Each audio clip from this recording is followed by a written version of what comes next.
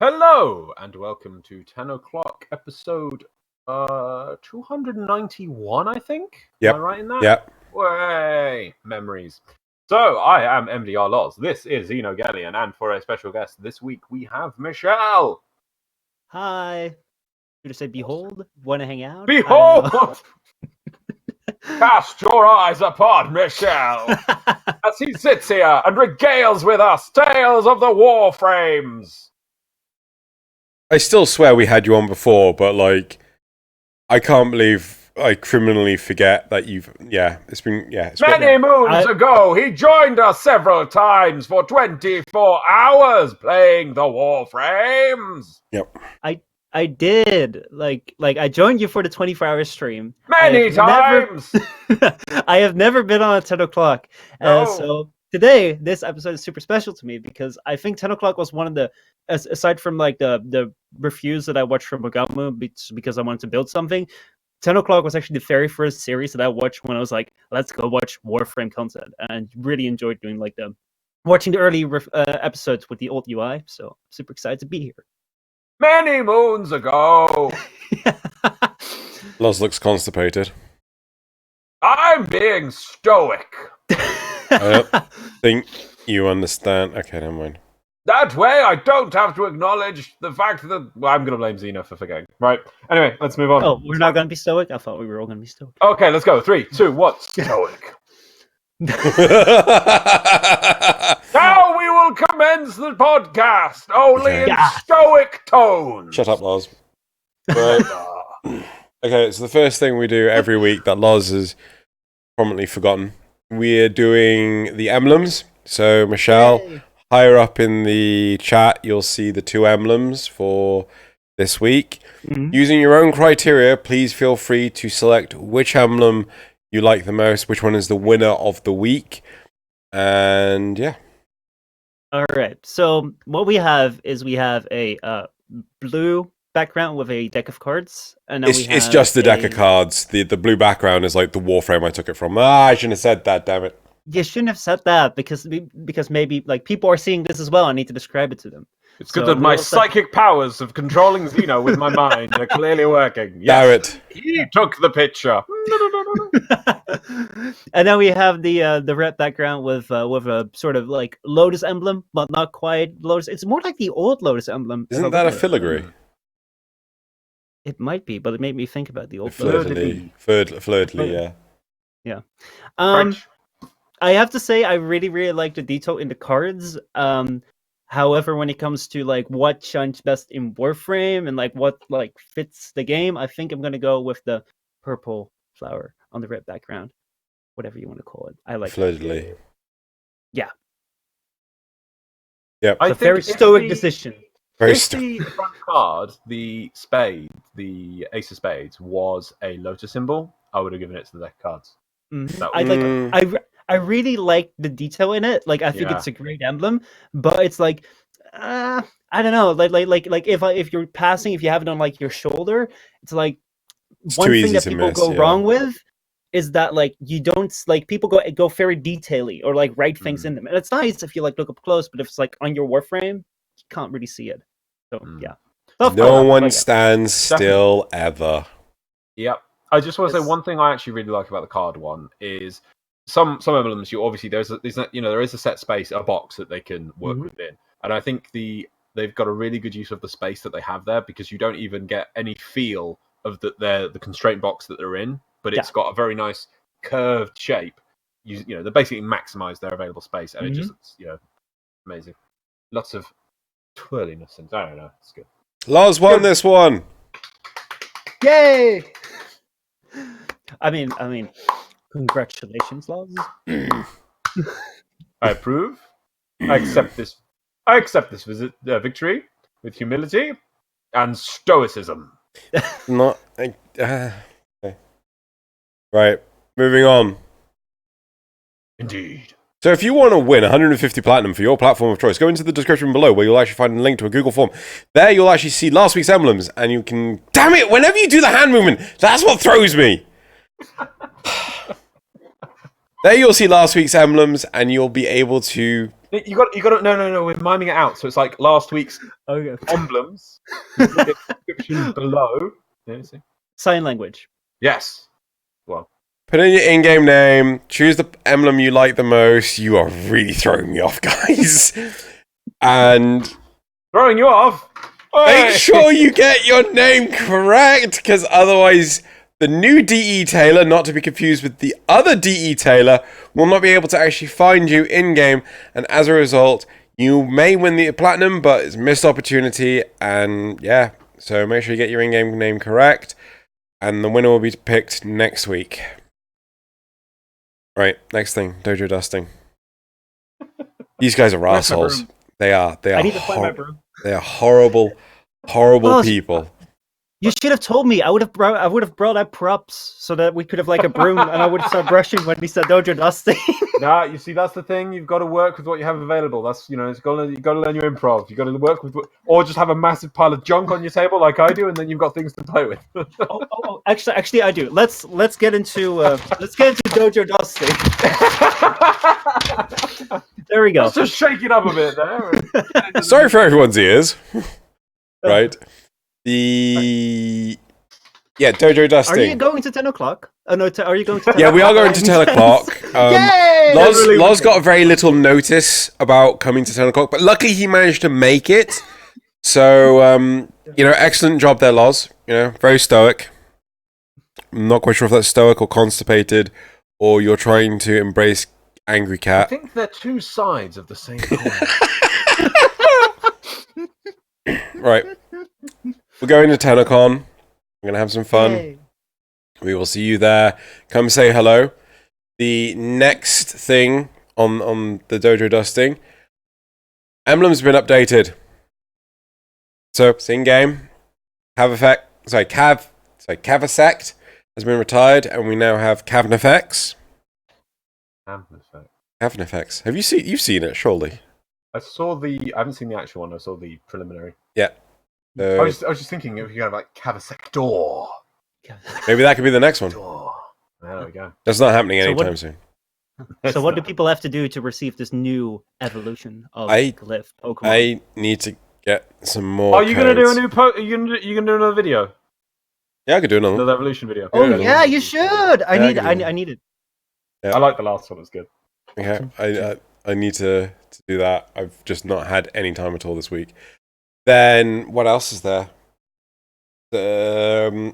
So new because there's a new emblem, there's new merch. So if you wish to purchase any random MacGuffins, then you can go to xenogalleon.com/merch.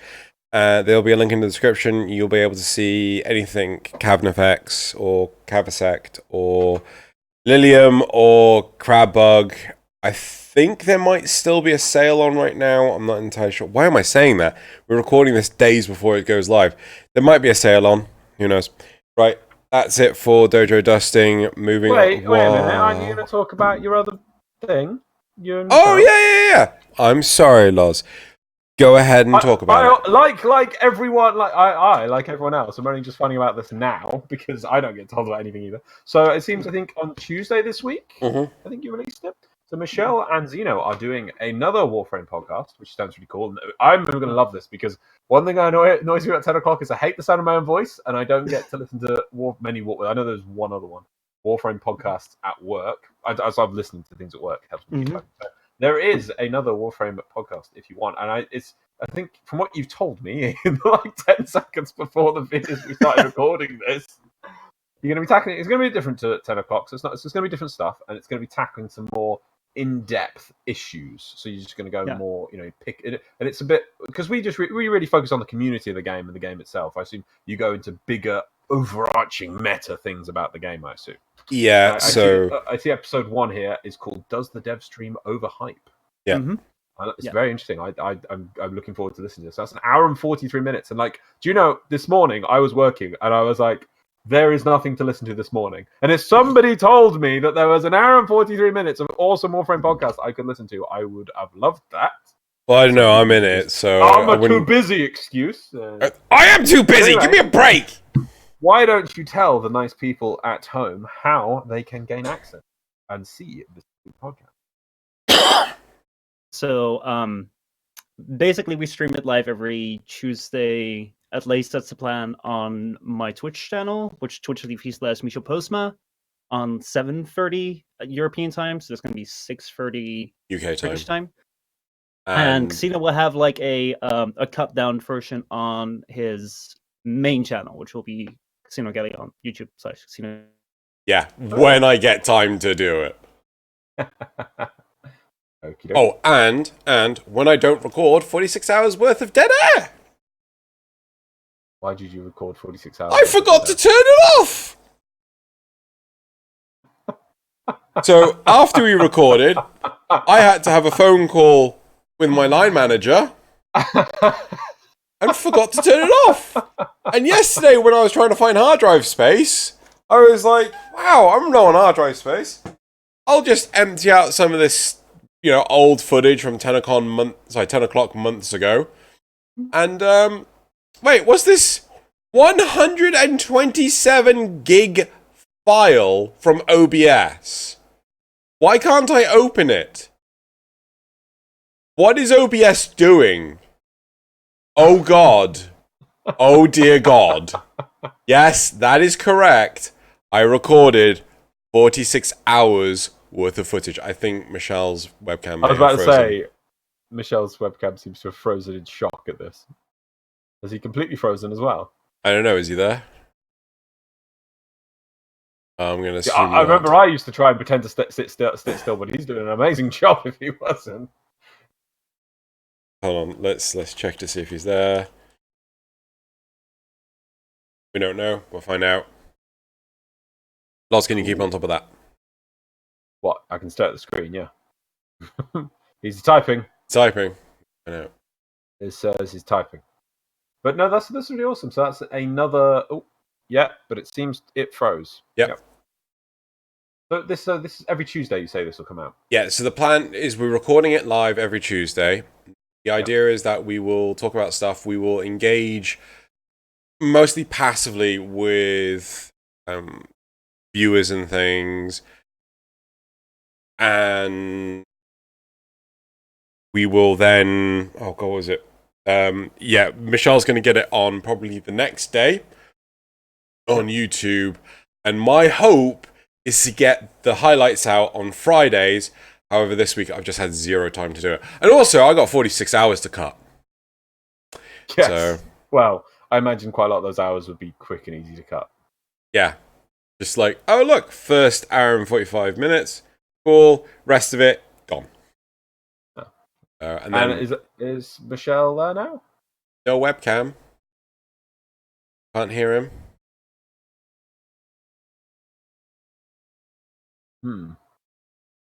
Technical difficulties. Technical difficulties, everyone. Do apologise. These things happen. Well, also, while we're waiting to see if we can get that fixed, I'm going to point out, just for when we're recording and when people are listening to, we're actually recording this on the Friday, the 24th of May. Literally, the dev stream is going on right now, and I'm sitting on my hands because I'm itching just to have it up on the screen, but I know it'll distract me. So there's probably some amazing stuff, because there normally is. And though we are getting pretty close to TennoCon, so I imagine they are getting probably a bit tight-lipped, and maybe this might just be a overview of what they released. This is the last dev stream before TennoCon now. Right. So very interesting that they're going the whole of June without a dev stream.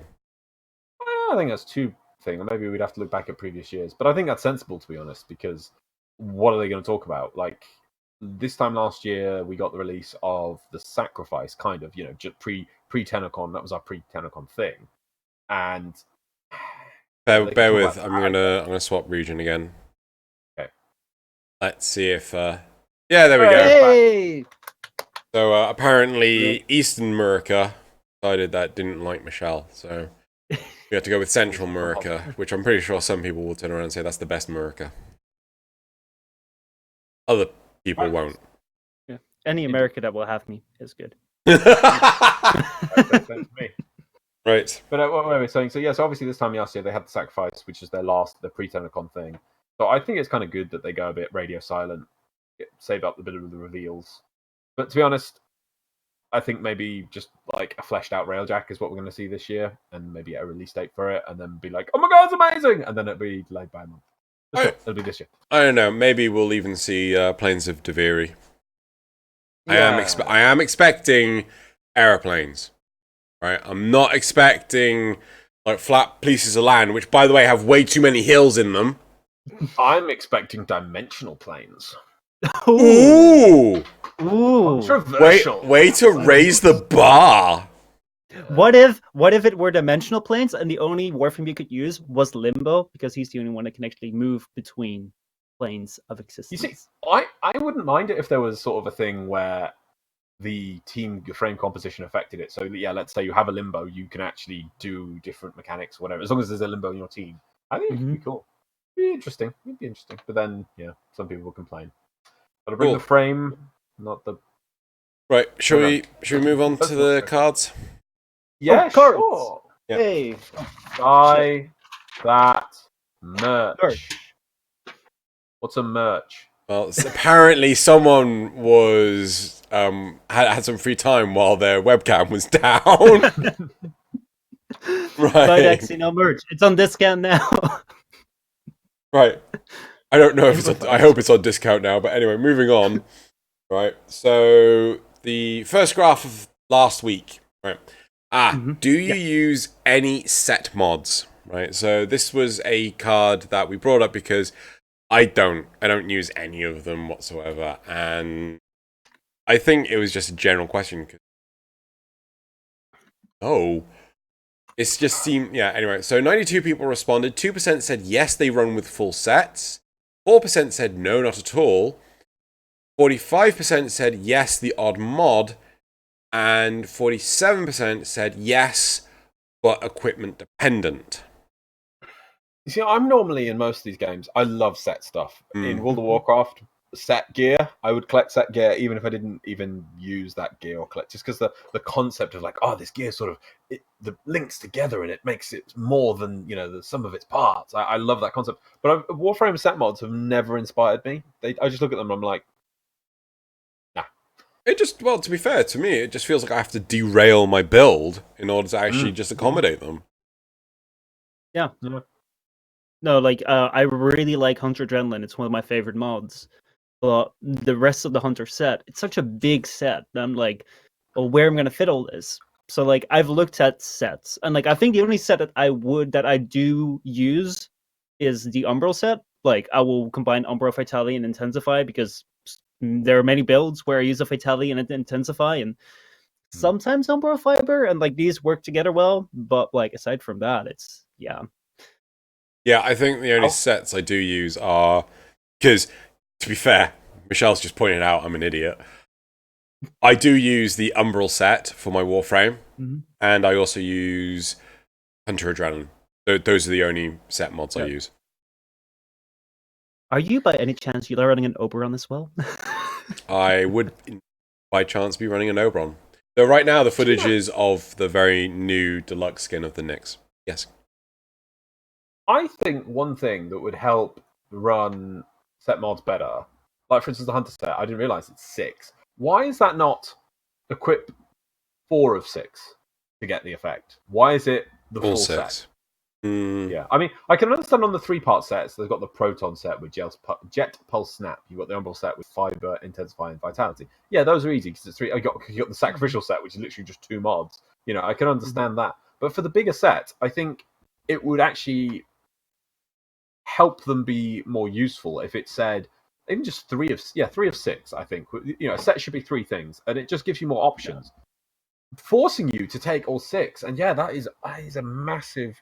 So you've got status duration, critical chance link, companion lifesteal, chance to apply /procs on crits, applying a /proc status to an enemy causes the companion to attack them for 6 seconds. See, there's a lot of stuff going on there. You really have to. That is your build. Your build is the set, and it's. Yeah, no, I think that might get a bit more use out of these big sets. Sorry, hold on. One of the big things with Diablo 3, and I'm pretty sure World of Warcraft had this as well, was the fact that the sets had multiple bonuses, right? So you would have a 2 if you had 2 items of the set, you had a small bonus. If you had 4 items of the set, you'd have a larger bonus, and if you had all 6, you'd have a huge bonus, right? Yeah, I would like that as well, but I thought it'd be simpler just to Oh yeah. Yeah. So I do prefer your thing you're saying, yeah. So should we make that a card, or do you think everyone would just say yes? No, I think Everyone would people either option people think it's good, because I think sets as they are very right. They just feel stubborn, you know. Oh, you don't have. Oh, you've got 5 out of my 6 other mods. Just because you don't want to equip the useless one. Well, I'm not doing the special bonus thing, then am I? Right. Moving on to graph 2. Mm-hmm. Right. ESO. Right. ESO versus arbitrations, ignoring rewards. Right. So it doesn't matter what the reward is. Which do you enjoy more? Right. 91 people responded. 24% said arbitrations are more fun. So 24% said arbitrations are more fun. 28% said that they had no opinion at all. And 47% said ESO is more fun. Where do you sit, Charles? I definitely sit in the camp of ESO.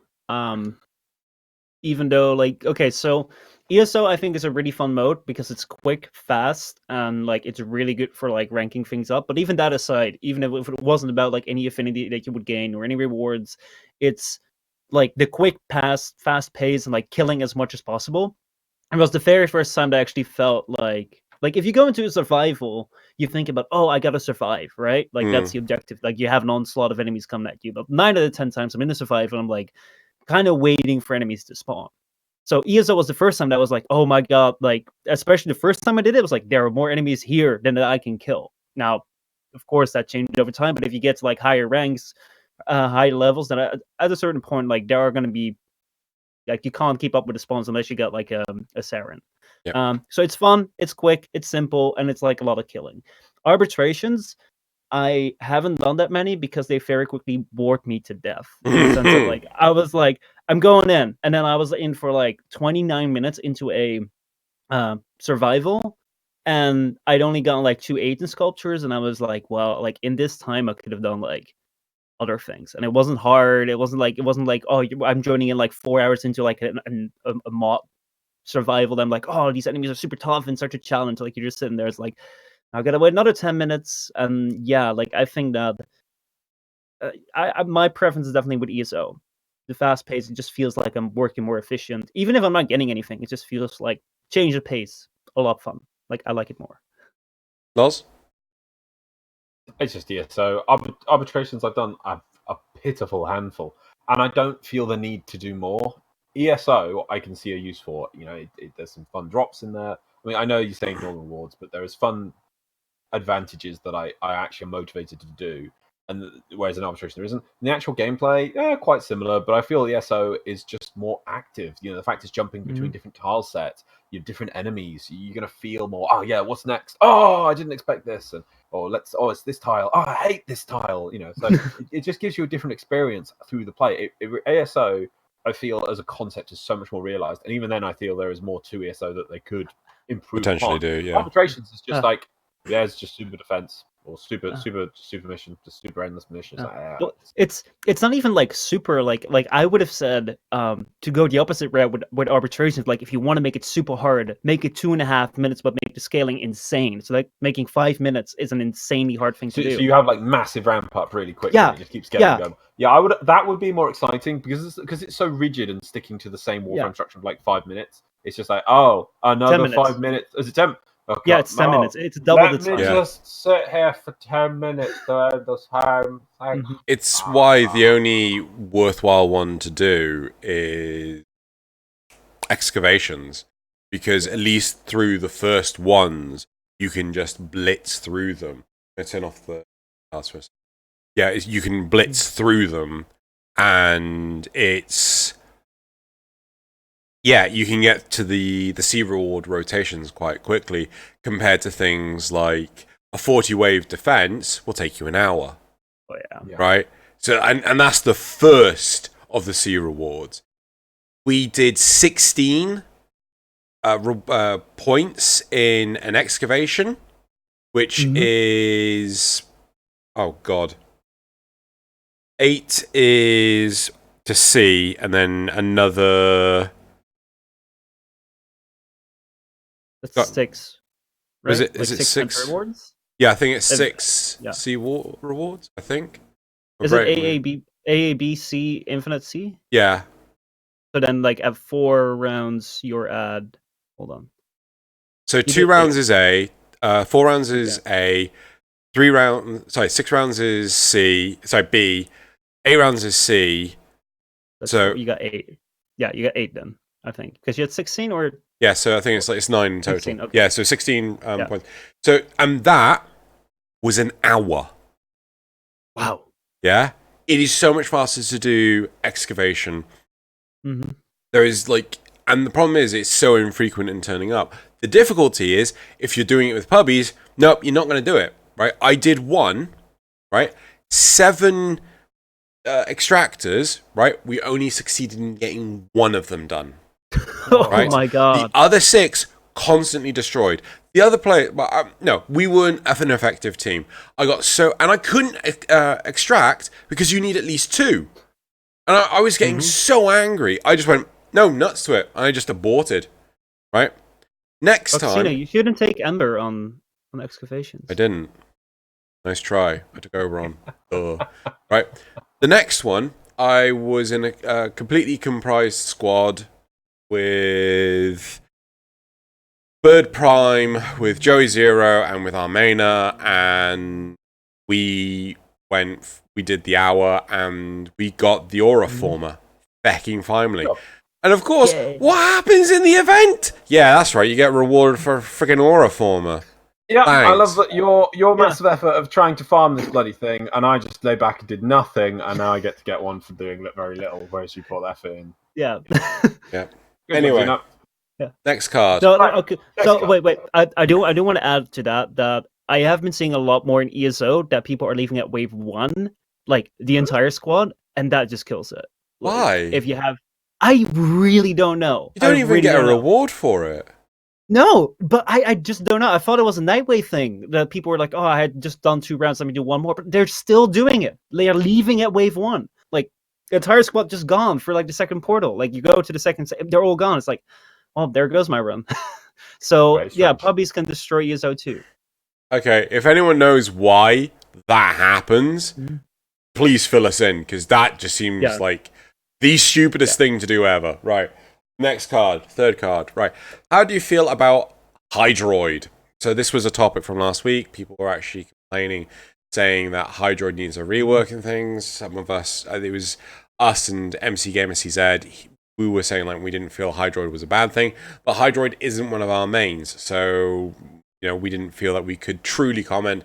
We wanted to get the community response. 95 people responded. 5% said he needs a complete rework. 22% said he's fine. 33% said that they don't use Hydroid, and 38% said that he needed some minor tweaks. So, I want to reply with a message. Who was it from? Frostia, put in the comments of last week. Only thing Hydroid needs is his Prime trailer. Yes. How many? We're missing over a year's worth of Prime trailers, aren't we? Yeah.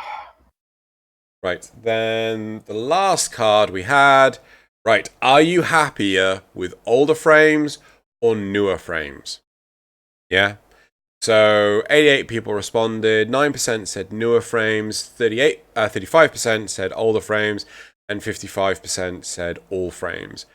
Now, I'm going to point out this card, it was a pain because I couldn't really define what frames you were happy with and things like that, from what point.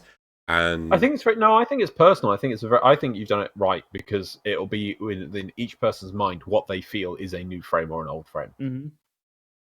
Mm-hmm. I think it's interesting, but well, very okay. So Loz, where would you draw the newer, older frame line? I don't know where I would draw a fry line on that. I wouldn't do it by just saying the newer frames are the older frames. In a set like this is the point at which I say these are older than new. I would just say, though, in general, the older a frame is, the more happy I am with it. And it's maybe a few of the newer ones, but I don't think it's that I'm not happy with them. It's that I haven't made the conscious effort to put down my guns for a minute or to put on some rubbish guns and really acknowledge the Warframe's abilities and how I would really utilize them. Instead, I just get by, I've got this Warframe to level. Is my trusty Bratton Prime! I do think I recently watched a video from Mogama, and he brought up a very interesting point where if you take a look at Loki or Fold, these older frames, you can build them entirely differently. Like you can make a like I have a different fold for a Eidolon run than I have for like a survival because I have a transistor shield fold, which like I basically use different format folds because you can build them entirely differently. And Loki has the same thing. You can build them for duration or you can build them for range. And using the abilities, there's like not really one particular thing that you can go for.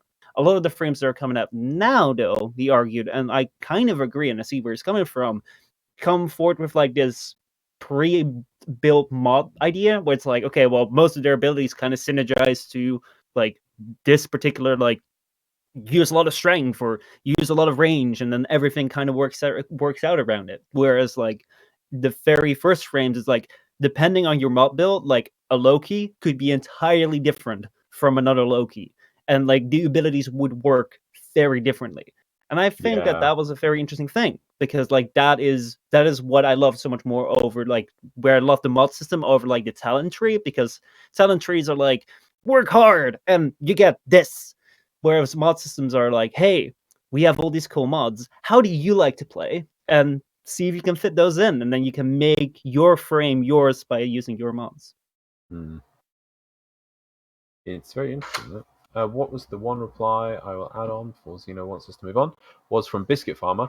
Most recent Warframes, and they say after Necros, I just don't feel any connection with them compared to older frames. This might be because the older frames had simpler themes, like how Frost is the ice frame, while newer frames lean towards archetypes, like Mesa is the gunslinger frame. I think that's what you're saying, yeah. So the early Warframes, they weren't really like Volt is just electricity, but even not even thinking, I can easily think how to do a DPS build, a defense play build, and a utility build for Volt. You know, you could, and I imagine people can probably come up with other ones even within those or subdivisions of those. But you can clearly easily see that you could do 3 different play styles and 3 different mod builds. Whereas newer frames are just, this is the frame that is doing sniping damage, or this is the Warframe that is shields, and they're very streamlined to one thing. Yeah, interesting. Interesting. You know, to be fair, I was trying to think to myself, where would I draw the line between new and old? Out of interest, which one came out first, Nidus or Harrow? Nidus, I think. Yeah. See, I would Nidus. Oh, yeah. Yeah. Octavia Harrow.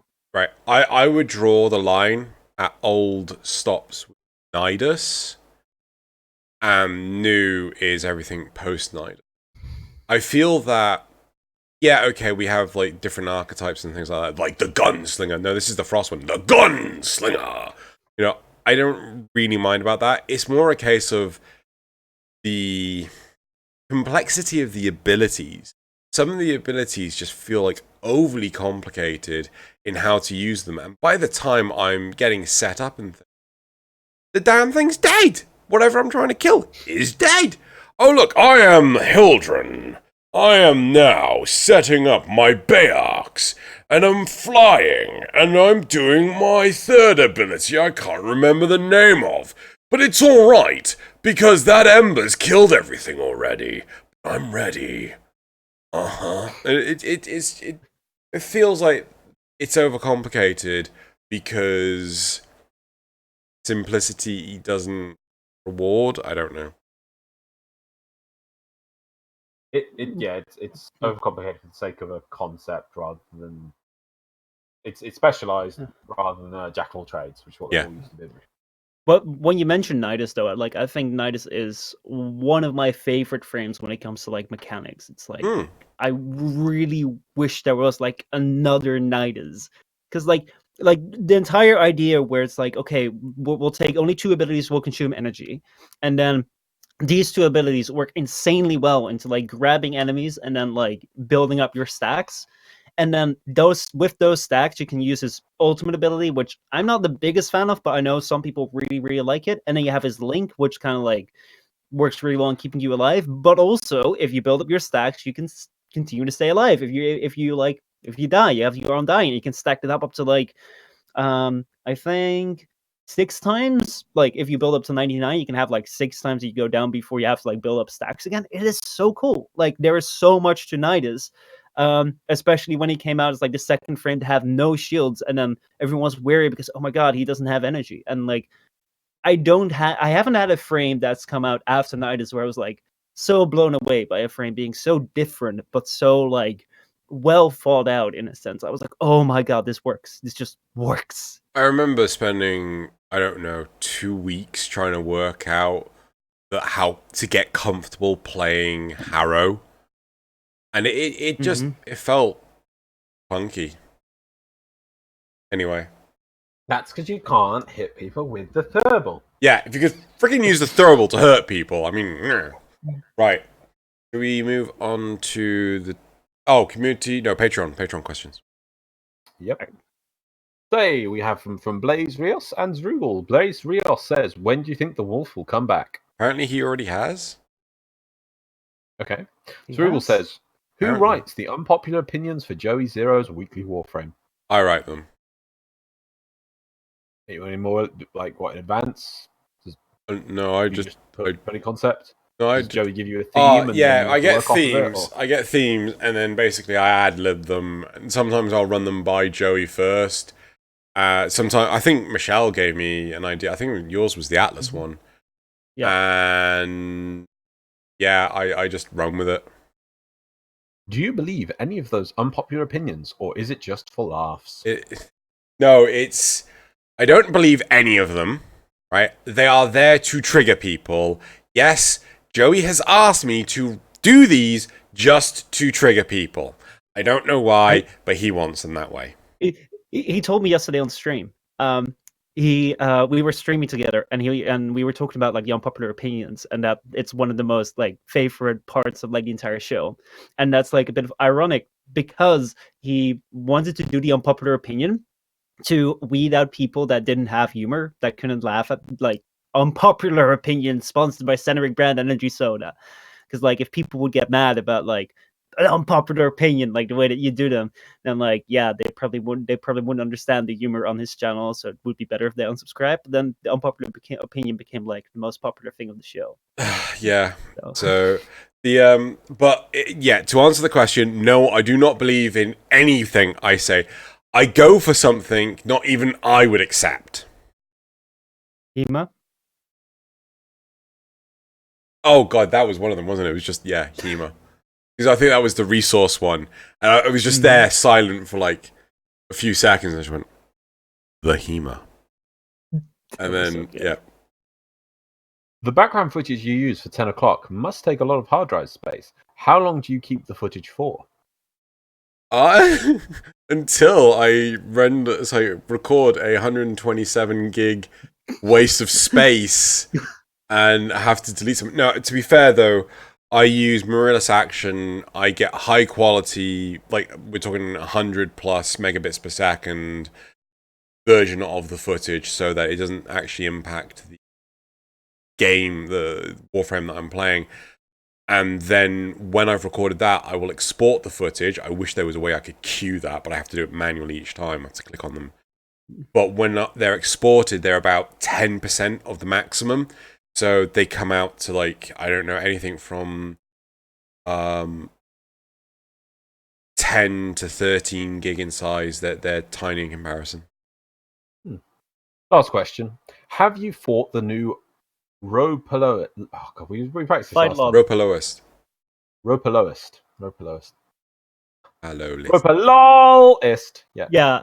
I actually really want to make like a meme where it's like the Ropaloist comes flying in and the name comes up instead of like, and then the name comes up and I just like black out everything. It just says lol. I think that could be a good meme format. Like just surely have that thing flying lol. Yeah. Surely it should just be. I mean, you've got the what have you got? The Terrorist, the Hydralist, Gauntulist, and the Lolalist. There's the demo list, right? Demo list. Yeah. So in the new game mode, it's like a much better version of mobile defense. Let me just finish that. If so, what do you think of the fight? Hopefully, you can keep your answer spoiler-free for our console brethren. I feel that the rope. Oh well, actually, to be fair, if you wanted it spoiler-free, they shouldn't have watched the footage because it was in the background, like I don't know, at the beginning of this video. Very good. Very good. However, to actually answer the question for anyone that's listening and not watching,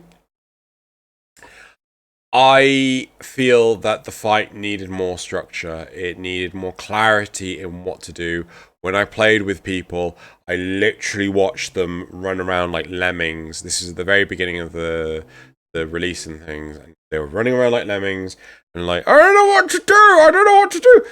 And to the point of there's a button you have to press, and I am, hitting it with my waypoint. Just, hey, look at this thing I'm flagging for you. Look at it. It's so pretty and pressable. Maybe you should press it.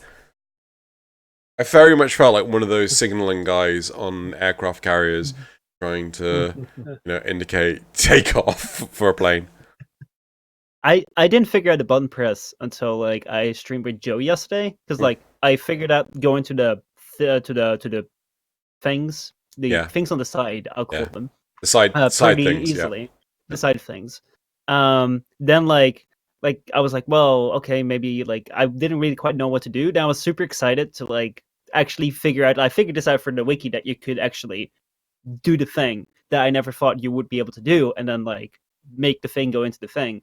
And then that was really, really cool. I just wish that it felt like an Eidolon fight and a Blue Spider fight were kind of merged together. Yeah, Exploiter, where it was okay, so we're gonna have an Eidolon, but it's also gonna be you gotta do a bunch of different things.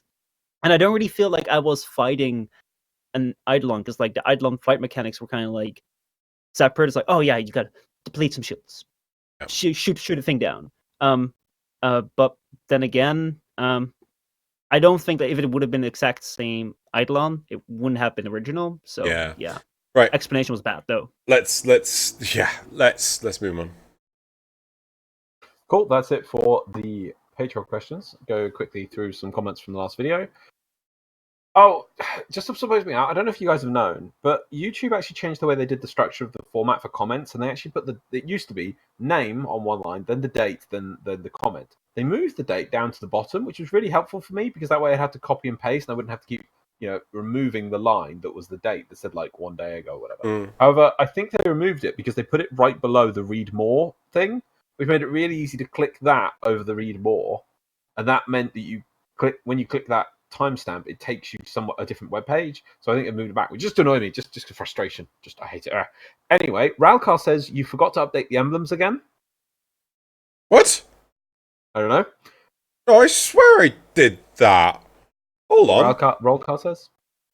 Hold the phone. Hold the phone. Okay. You holding the phone? Yeah, hold it tight. Don't drop it. Hold the phone. No, don't break it either. You got to be careful. How do you have two phones, boy? Oh wait, are we? Oh jeez. What are we? Did you just pick up a third phone? Yeah. I need to hold all the phones, right? I can't reach the third phone. It's over there somewhere. There's one over there. But I've got two. Oh. That's my limit for what I've got around me. I just can't take you guys anywhere. I mean, more. Mostly because you're in a different place from me.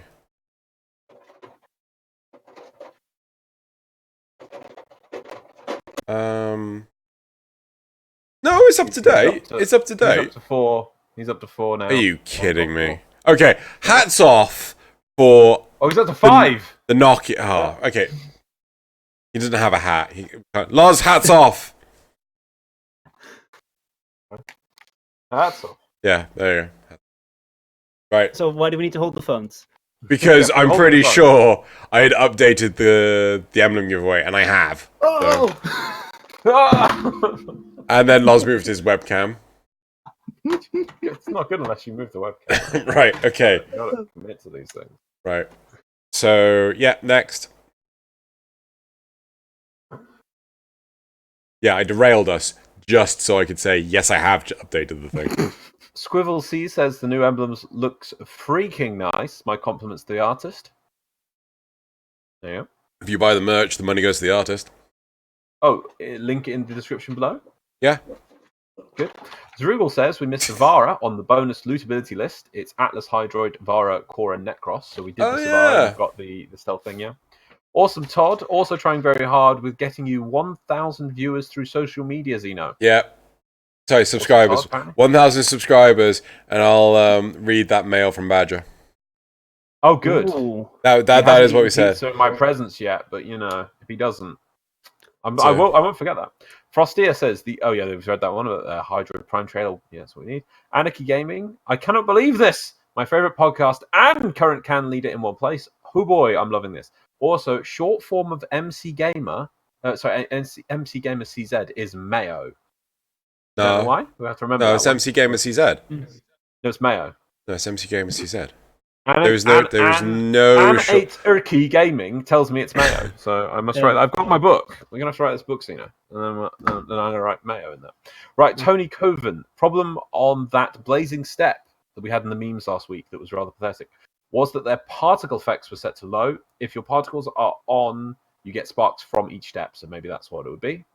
RWP says, if we retire any mini-boss, for the love of God, let's put down Zanuka already. You can beat it to death with an unranked Mark 1 bow. FFS. Faulty Frame Squad. Yeah, Faulty Frame Squad. A Mark 1 bow equipped by the Faulty Frame Squad could apparently beat Zanuka. Which one of them's aiming it? Because I'm pretty sure all of them would miss. I think they share it. It's equipped to the squad, not to an individual frame. That one person would pick it up, fail, drop it. It would then hit the Zanuka and bounce into another one. Like, what's this? That's how it'd be. Right. Anyway, Nick Evans, Cyniclic No Look, and Thomas Cooperstein all put something forward. It's quite similar. We were talking last week about ESO, about should we have it that rank 30 weapons need to be taken in? You're restricted to that. They were saying that things like, they'd rather have a player who's high mastery rank with a multi-formed weapon than a low-level player with a level 30 weapon with no potato in it. Yeah. So multi-formed, high mastery players actually don't lose that much damage in ESO, yet they still will gain access to leveling. So yeah, they shouldn't. But it's different for Warframe, obviously, because their abilities are tied to their level. Yeah. So that's fair points there.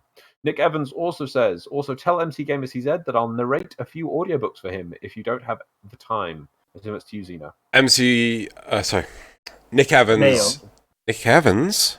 Mayo. Nick Evans is the one that I did the arbitration with and got the aura former, and he does talk like a champion.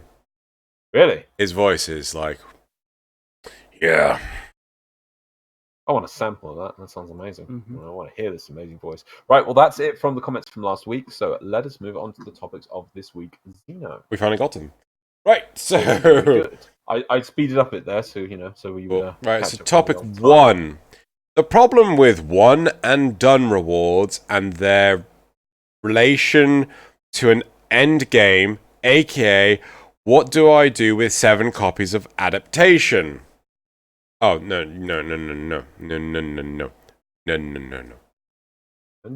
Topic 2. Chroma Prime energy colors granting immunity. Then topic 3, self-damage style penalties done correctively. Why do I feel we've had that one? Because I keep saying, bring me explosion frame. I want explosion frame. Why can't I have explosion frame, you big meanie? They have actually had that one. Right, so topic 1. The problem with one and done rewards and their... Xeno, I just scrolled into that last topic and it says about blue health. Yeah, we've done that one. Okay. Let's talk about the dev stream. Right. What were your guys' favourite points from the dev stream? Should we just do this first topic? That's Scott. He's hilarious. Oh, I love the dev stream, especially when you guys showed up here and we started talking and I couldn't I actually haven't seen the dev stream because it's right now. Actually, I'm pretty sure it's over by now. Wow. Oh, it's over by now. So, yeah.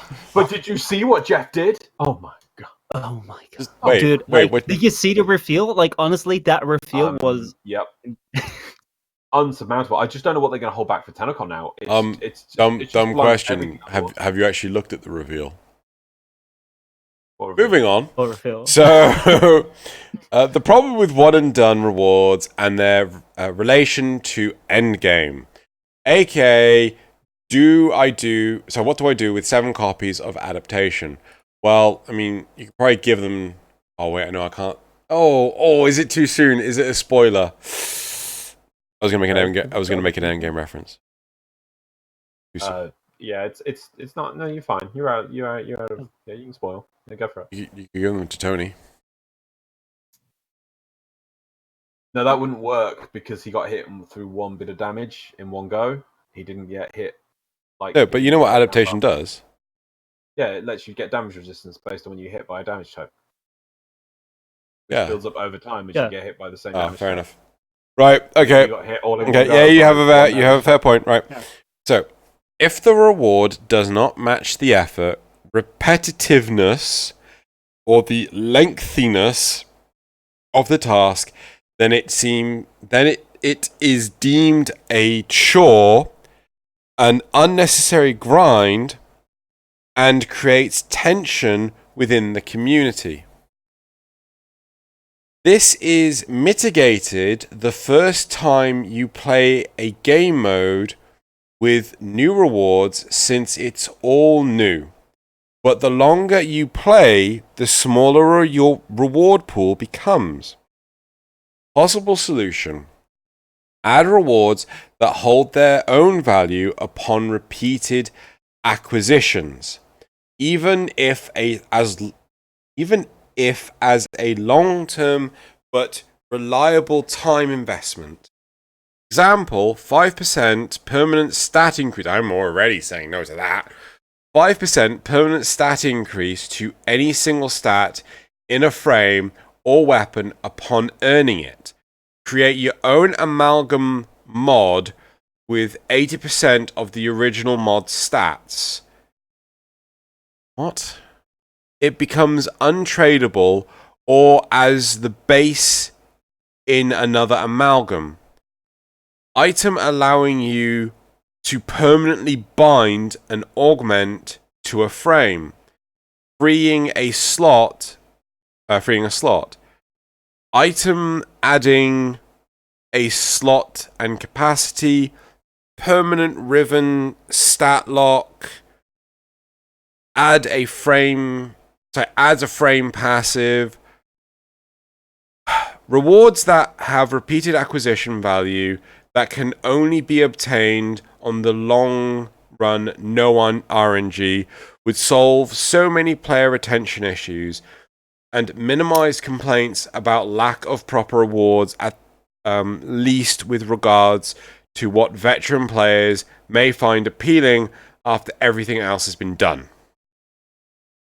Anyone want to guess what I'm going to say? No. Okay. My answer. No, you'll say no. Oh, you'll say no too. I don't. Sorry. Well, I thought yeah. I do want to guess, and I guess you're going to say no.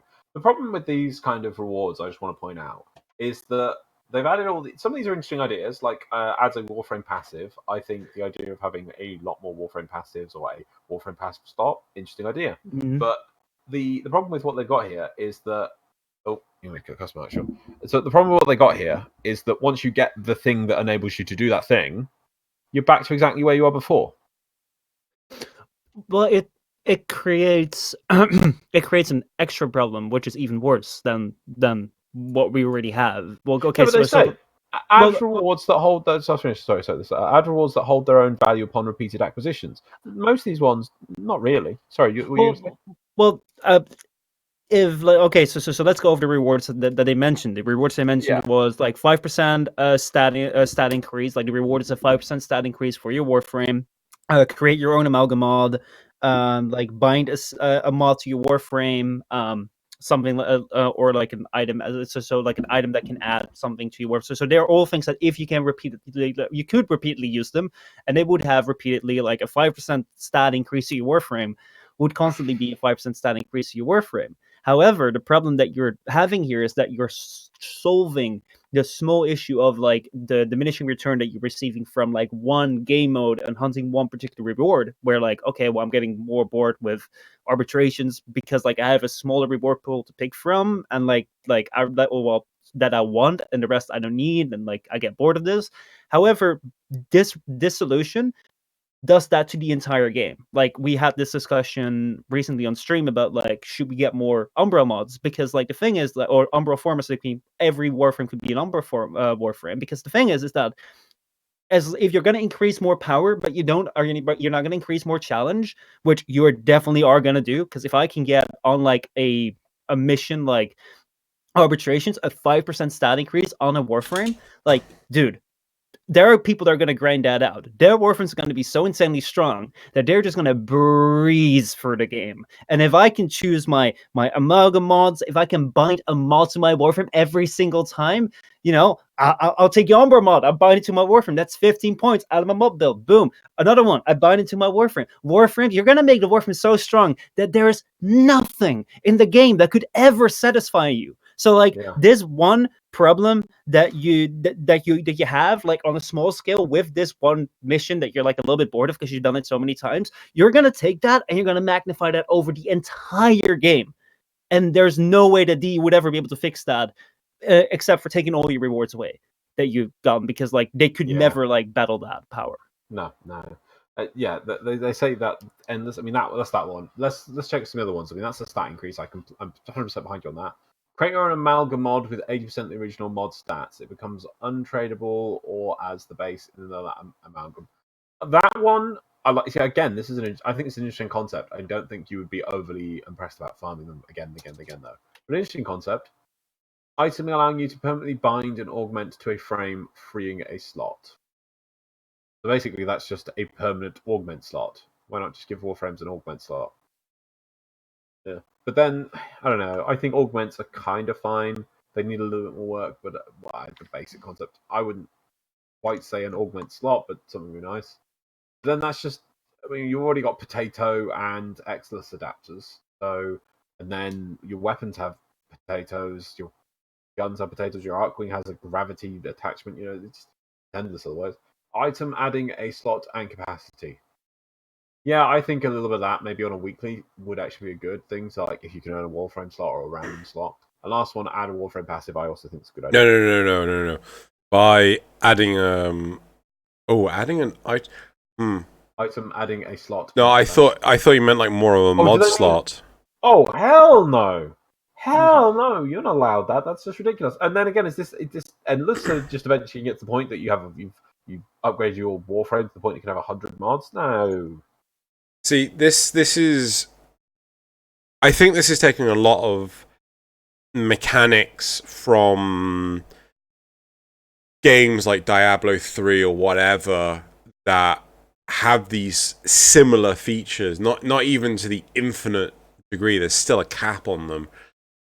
And they've turned around and said, like, oh, this could be applied to Warframe. But the big thing is that Diablo 3 has other features outside of the character that help support those features.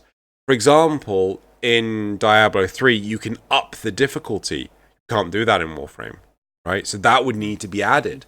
Additionally... You can for like endless missions by keep playing it, but you have no control over let's start at this level or let's... Yeah, but that's the point, isn't it? You know, you can't... You know, additionally, in Diablo 3, if it's too difficult and you die, you don't lose the mission. You can in Warframe, right? People won't like that. Additionally, if you're constantly dying, you can lower the difficulty at any point during Diablo 3. Can't do that in Warframe. You know, it escalates, you're stuck there unless you decide to, well, either you die and you can't keep going, or, you know, you extract. So, I feel that without a lot more supporting features, these things are completely unrealistic. So, one thing that I also think that this problem, like, like the problem that's being brought forward is an interesting one, because especially like when it comes to like, hey, we're going into arbitrations, you're hunting for your aura format, and I'm pretty sure that over the time that you've been hunting for the aura format, you must have felt at some point, you know, that you were like, oh my god, like when is it coming? I just wish it would be here.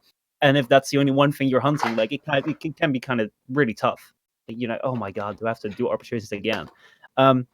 However, this problem of like the scarcity of like the rewards and getting rewards that you don't necessarily need, and like the chance of getting the reward that you need being low, like that is an artificial problem. Like, of course, like the entire game is an artificial problem, but this is a particularly well thought out artificial problem because that is what makes the game. It's like for a lot of research, like it's been shown that if you give people a game where every single time that they like it's kind of like, I think they did it with monkeys or so, or animals, where they would like they press the button and they get some food, and like every single time they press the button they would get food. That would be like, do the thing that you're tasked to do and you get a reward.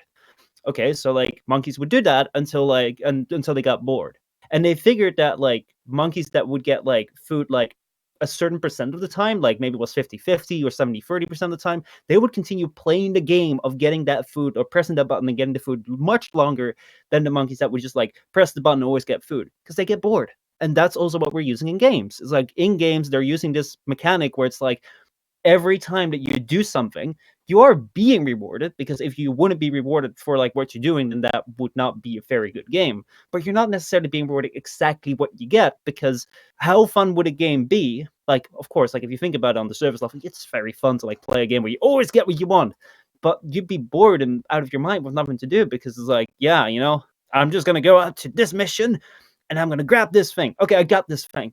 All right, now I'm gonna grab all the ender I need. Let me just go do this mission. Now I got all the ender I need. Boom! Oh yeah, I got my mob built ready.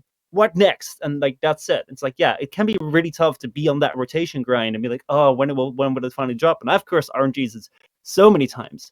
However, this is a fundamental problem that games propose, because it actually like makes the game more engaging. And to what degree there's like scarcity or like the way that the RNG is set up, I think that could be debated. But I think it's also, you should also keep in mind that that you are, if you're at a stage of the game where you only need a few more things, then yes, arbitration is the sole thing that you need to do to get that one more thing to complete your collection. It's like, it's a very niche situation, and I can feel it because I've been playing this game for 6 years too.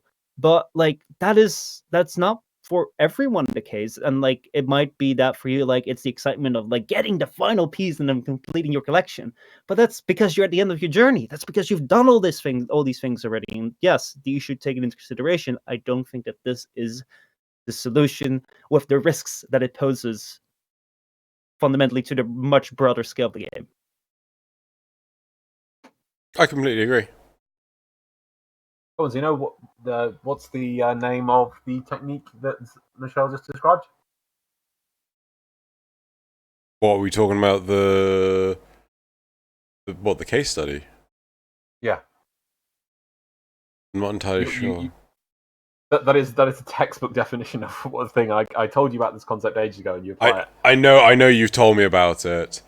It's Skinnerbox techniques. Oh yes, yeah. That is the Skinnerbox. That is Skinnerbox techniques. You know, with a random button generator, and that if they keep pushing the button and it's random and it hands out thing, they just keep pushing the button. Yeah. Mm-hmm. Yep. Compared to the ones that get it on a set number of things. So it's like, yeah, wow, that's interesting. So yeah, we love that RNG. We love that RNG. Yeah. Yeah. Pretty good. Yeah. So yeah. I don't think there is a solution that Warframe can do to indefinitely reward a player if the game isn't enjoyable for them. Right? If cosmetics. Well, I mean, can you generate that quantity of cosmetics? In theory, yes. DE always used to say how they have different teams for different things. I'm pretty sure they can recolor and produce. I mean, think of what we've got. I mean, we've got one pedestal in the game. You could recolor that and make non-prime versions. You can make 4 of them in an afternoon. I'm pretty sure it wouldn't be too much effort. Just recolors alone. And I think, yeah, I mean, not everyone's going to be too excited for them, but if this was the only way to obtain them, that is a motivator for some people. I think no matter what, you're going to run out of, I don't know, cheese for your maize or whatever. There's just no way to constantly reward the players unless they enjoy running the maze. You know? So, like, an interesting thing that like I want to bring up to this regard is when like we did our podcast last Tuesday, and like I told you that there's a really interesting comment by White K on like the YouTube podcast there about like how he feels that like Warframe has been pushing fashion a lot as like surrogate content, and that he doesn't like fashion because like fashion is fun, I'll color a Warframe, but I'm playing this game to kill and fight, and I don't want to like play makeup all day. And I can understand that sentiment. And then he recommended to me to watch a lecture by like one of the developers of Path of Exile on the DEF CON this year. And the interesting thing, I watched that like today, like just before dinner, and it was a very interesting talk. And like one of the interesting things which I think applies here is that they say it's a matter of fact that players will quit the game or they will stop playing. Like, you can never infinitely like keep people engaged with a game, because you'll run out. There are things that will run out, and like even if you would have an infinite amount of cosmetics, at some point like you'll run out of will to like do cosmetics. So the way that they tackle is that they say, okay, we have a very set like announcement every 14 months. We release a new update, and we release a new update with all new things, and we have a small update and a big update, small update and big update. And then like before you hit that burnout point, like you'll be like, you know what? I've done enough. I'll put it down and I'll come back like at that point, because I know at that point there will be like new content.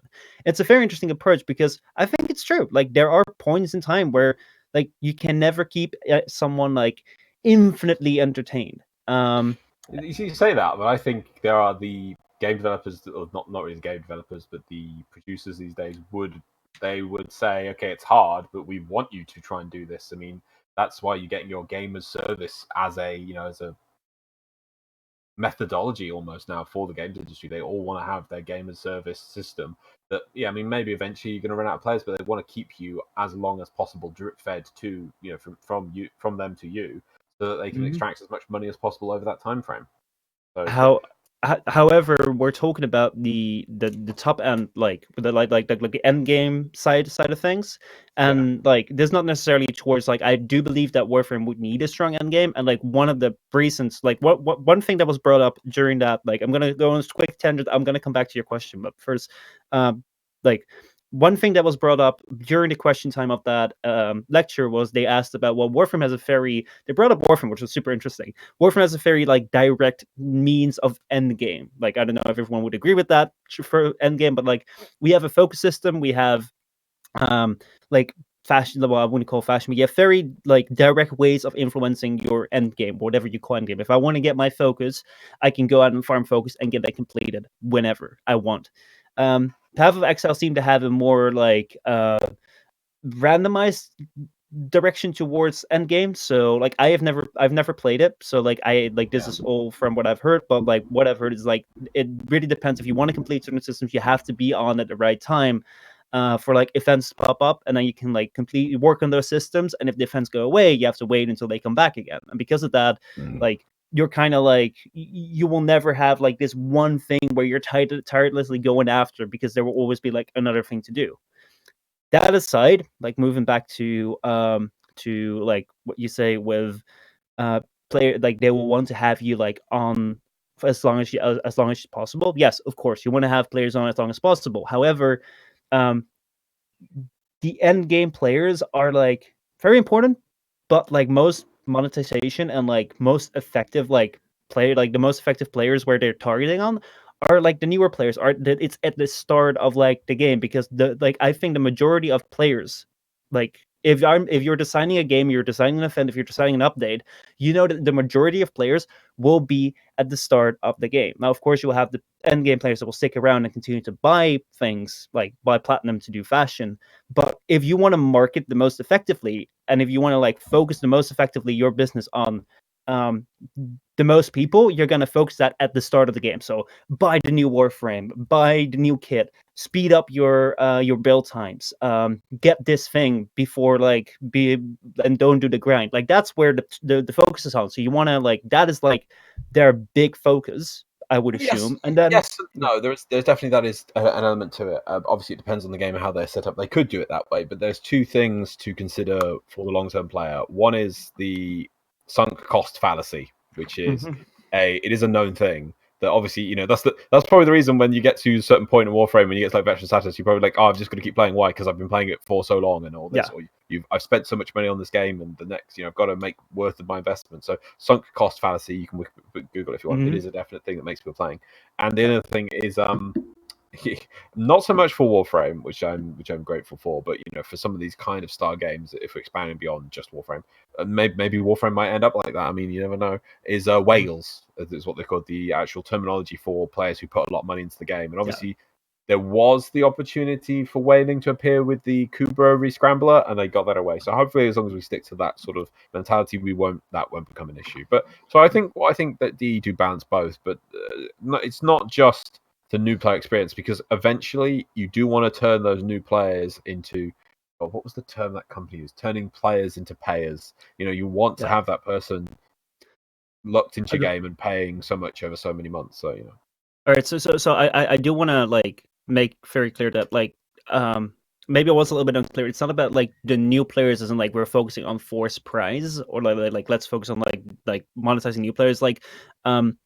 It's the beginning stages or the beginning to middle stage of an event, because if you look at Warframe's player curve after an event, if you look at any game's curve after an event, it will always peak up and then it will go down.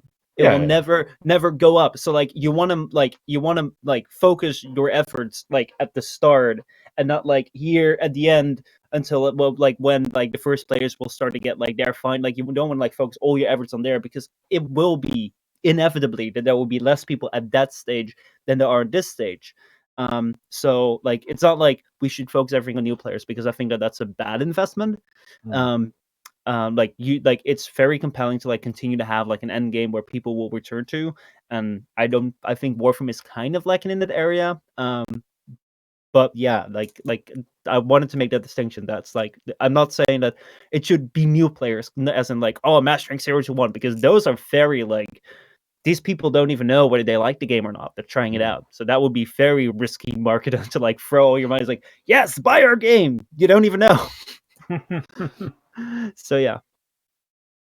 Right, so bringing it back to the examples given, I personally feel on this topic that the suggestions they've given are still short-term things. My push is always that cosmetic is an excellent thing for people to push for. That I get interested by cosmetics, and I'll repeatedly play for them sometimes, and I think that's a much better way than all these gameplay affecting tools they've suggested. So I know Xeno's been very quiet, so I suppose we'll hand it off to Xeno to round us off.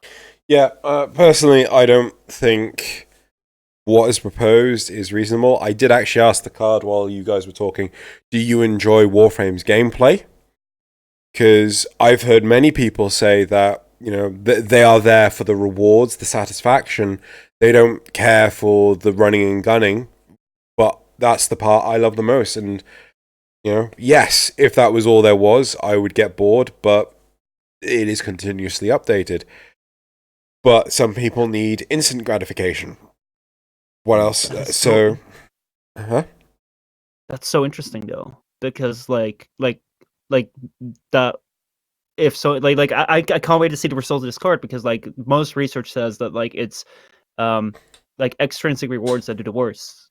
If you're because extrinsic rewards have a diminishing return internally. So if I would receive 1,000 credits for my very first mission, I'm super happy. But if I get 1,000 credits for 100 mission in a row, I will not be as happy with 1,000 credits. And that intrinsic rewards, reward you get for playing the game, for doing the actual activity, are so much better in keeping people around long term.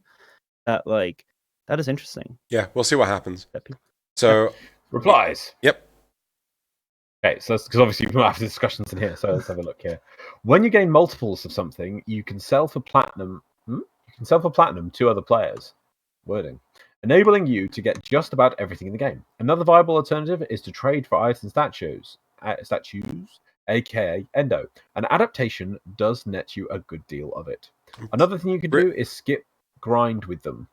Ever since players started playing Warframe on update 8, plus or minus roughly, DE faced a problem. Players were getting things instantly after release because the grind was being done prior to the updates. If you think about Detonite Ampules, Nitane, Oxium, Argon, and much more, they are there to Not combat Argon. the grind. Yeah. Well, no, sorry, that's they are there to combat the grind. Sorry, my bad. The pre-grind, yeah. Such, yeah. I concur for the most part of what this person is saying. However, supply and demand always kicks in. You can't always trade stuff.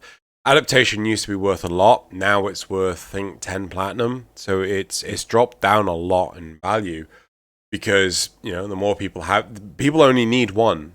You know, it's not a consumable. It's not like one of my favorite examples is gems in World of Warcraft. Even though you could create gems and buy them off the market inside the auction house and things, if you use a gem, it was equipped to that piece of gear and it was permanently equipped. However, if you then got a new piece of gear, you needed new gems. So people would buy new gems. So there was always like, there was a constant supply, constant demand, so the supply could keep up. However, in Warframe, and this is one of the reasons why a damn auction house won't work, the supply will always overtake the demand eventually, right? Yeah. Sometimes even bloody quickly. You know, the arcanes, before they went to Eidolons, they were really high cost, you know, because so few people would be there to supply them. But since they moved them to Eidolons, they're a lot easier to get. Thus, their supply went up and their demand went down. You know, their value went down. Words. Next.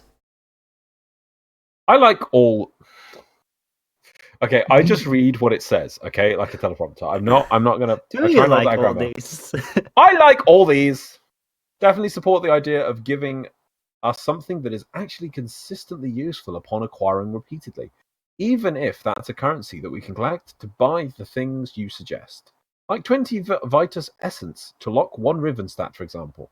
The naysayers will say, but power creep. If you want to be a joke, it should have been, but my power creep, which would have been much more hilarious.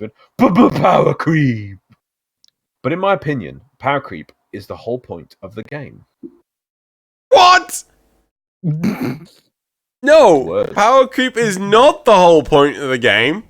I'm intrigued to know what the hell you've been smoking.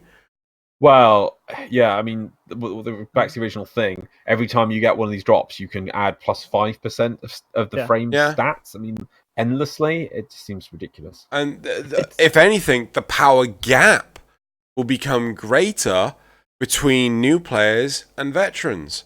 And veterans are just going to get bored because, you know, they could walk in with their nerfed embers and still decimate Eidolons. You really wouldn't want to decimate something. You're not decimating it, right? To break it up into 10. Yeah. No, to remove 1/10. Oh, I think there's two meanings to it. I think one of them is to remove 1/10, and the other one is to break it up into 10s.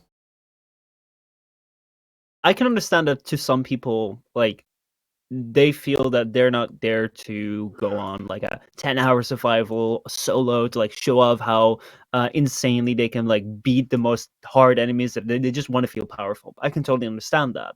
But if you feel that way, and you think that power creep is nothing to worry about, and it's like you need more power because Warframes rely on power, and like we need to feel like gods. Like think about this. Why do you not go, if you're mastering 28 or whatever the highest now is, and you get your fully format gear, why do you not run like a Mercury survival or a Mercury capture day in, day out?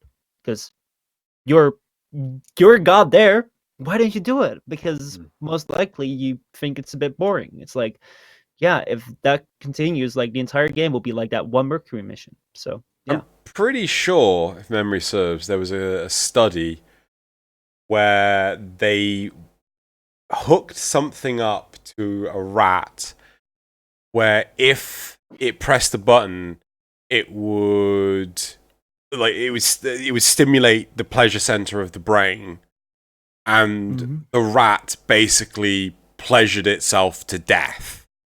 Right? I've heard that one. I need to look this up. I swear I definitely...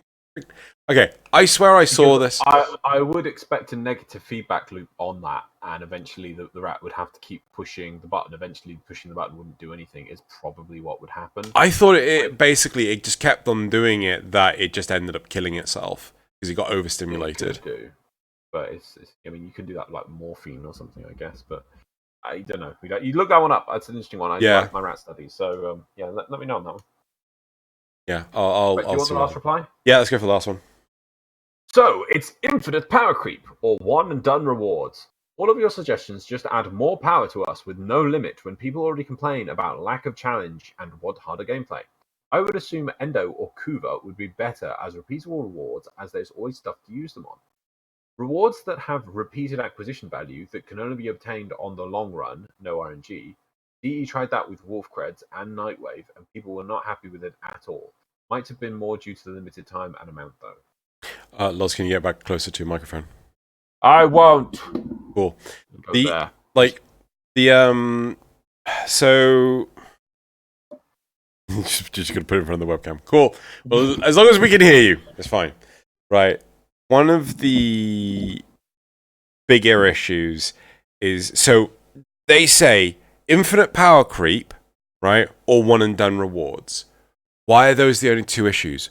Why isn't there a temporary buff? Yeah? Why can't you spend like a exponential cost resource to temporarily buff you? Right? You know, spend 5 of this resource and you get 5% stat increase of your choice for a day. Spend or a mission? Or a mission. Missions. Sure. Or spend 10 and you'll spend 50 and you'll get 10% of a stat increase. Spend 500 and you'll get 15% of a stat increase for a mission, for a day, for whatever. If you make it a temporary thing, then there's a reason to do it. That's why Argon crystals work so damn well. Yeah. Mm-hmm. Definitely. Well, I think there's stuff now. I think it's a really good idea. Like much better than this like a permanent stat increase. Yeah. However, I think we have like a larger issue that this person like brings up. It's like the lack of challenge and harder gameplay that people complain about. It's like if you were to have that 5% increase for like a day or a mission, what would you do with it? Yeah, you got a very fair point. Like no, I think you'd save up if you were, you got to choose when to use the item, and you could choose the mission, you could choose what day you want to use it. It's like, okay, I've got this weekend, I want to play Warframe. I would disagree from that. Because because okay, so let's imagine this. Why can you not pick when you turn on boosters? Why can you not like buy boosters and turn them on? It's like, can you imagine like that's because like if a double like credit thing comes around, like you got a bunch of boosters from like your login rewards, that you will then turn them on. It's like, yeah, you can't really do that. But like, could you imagine that like a new Warframe does its best to like create a end game or like a hard game mode, and then everyone comes around and is like, oh, I saved up all these like be 5% more powerful or like a 5% increase to the stats. Let me all turn them on right now, and then they'll be like, oh yeah, this was easy. And but you just put you can have a restriction on each mission of how many you could use. I mean, like, I don't. First of all, let's just remove that stacking to infinity because it's just a crazy idea this person suggested. But let's say you have a slot for a consumable and it affects your whole team, and then when you start the mission, you can see that. Sadly, but this is probably the one few. It's never used, but it is actually a feature in Anthem. I know, painful. Where you have consumables that you can equip. I think up to 3 per mission, and they do things like they can up the armor of your character, and then you can get team mission consumables where it ups the damage of 5% everyone on team. I think it's that kind of thing. I can't remember them off the top of my head. Nobody uses them in Anthem, but they would be you'd have, let's say, 1 slot per frame, and then you could see on the loadout what everyone's expendable resource they're bringing would be. It could be done. That could be done and be viable. To be fair though, I mean, as long as the cost is exponential, right? Okay, so now, so you want to get a 20% stat increase, that's going to cost you 5,000, right? You want a 25% stat increase, that's going to cost you 50,000, right? You want a 30% increase. That's going to cost you 500,000, right? As long as it keeps going absolutely nuts, people will become more reserved at when they spend them. Things like the ribbon costs, yeah. Mm-hmm.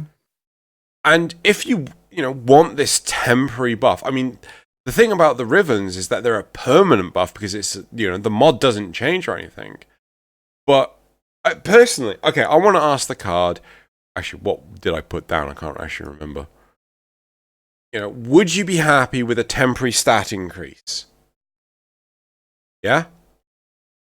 Yeah. And I'm interested to know what people will say. Personally, I'm not. I would not be interested in this. Yes, I would use it if it was in the game, right? You don't use affinity boosters, credit boosters, drop chance boosters, or drop pickup boosters at all. To be fair, those are permanently on and I can't turn them off. Well, only because of your maduration, but yeah. Yes, that's what I mean. But yes, I do run those, right? I'm not gonna lie, I do run those. I would never use the stat thing. I do run those. but you just get them from like logins. Like if you're on high logins, like you're constantly getting like these 40-hour boosters, which is like you're getting a lot of them. However, like regardless like, of thing that yeah, go on. Okay, so one thing that I'm really like curious about, or like that I have a point of like issue with, which I don't know how to resolve, is that who are the players that are most complaining about the lack of challenging content within Warframe? Those are like the endgame players that have done everything. Yeah. Right? And who are the players that most likely will be farming this thing to death? The exact same endgame players. So it's like, well, like you're gonna become more powerful, but that makes your problem just worse. Yeah. And I just don't know what the solution to that is, because you can't add it to like the lower levels, because that would be like kind of like cheating the game. But like, yeah, I don't know. It's such a like I can understand temporary, so much better than permanent, but yeah, still, I don't know. It's difficult because unless there's actually an enemy that requires it, which there isn't, it's so I personally think no, there shouldn't be in there, and we're better off with, as Loz always puts it, cosmetics. But yeah, put it like if you do like it, please like let us know in the comments. Like let us know why you would like it, and like even like especially if you are an endgame player that's struggling with difficulty, why this would be a good thing. Because I would love to know the reasons why you would. Because yeah, like I think it's a very curious thing. Like yeah. Cool. Right. So let's move on to the second topic. I think, for argument's sake, considering we've already done the third topic, but we've got quite a healthy length right now. Let's only do the two topics, but we'll do 2 cards per topic. Yeah. Oh, wow, that's fine. Right. Yeah, sure. Yeah. Cool. So topic number 2. That's the one. Right. Chroma Prime energy color granting immunity. Okay. I think with all the elemental chosen based on Chroma's energy color should grant him resistance to that particular elemental proc. For example, if the color is fire based, Chroma should be immune to burn. If the color is ice, Chroma should be immune to the slow proc from the cold damage, etc. Immunity to the type itself would feel overpowered, but the proc itself would be imbalanced. Less imbalanced. I apologize.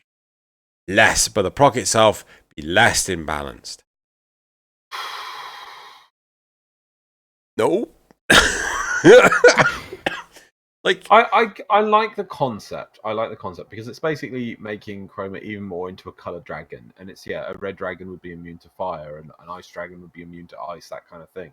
I feel it's one point where the game as a game needs to take over and say that would be nice, but it's not really that functional and it's too complicated, and the game does a poor job of really letting you know the element of your color does the different damage type anyway. Also, his bloody breathe fire is his worst ability ever, and nobody really uses that from what I can tell. It's more like a spit of fire than a breath of fire. All right, so I'm just gonna be like I'm just gonna be Poppy Gloria. I got a new job right here because I'm out of a job. Yeah, she was fired. Yeah, I was fired. So right now I'm here, and I'm not supposed to give my opinion, but my opinion here is that I really like Pokemon, and I've never understood why Ember, the Fire Warframe, can get burned when she gets her power from fire, and why. Oh, yeah, I cannot associate with that anymore.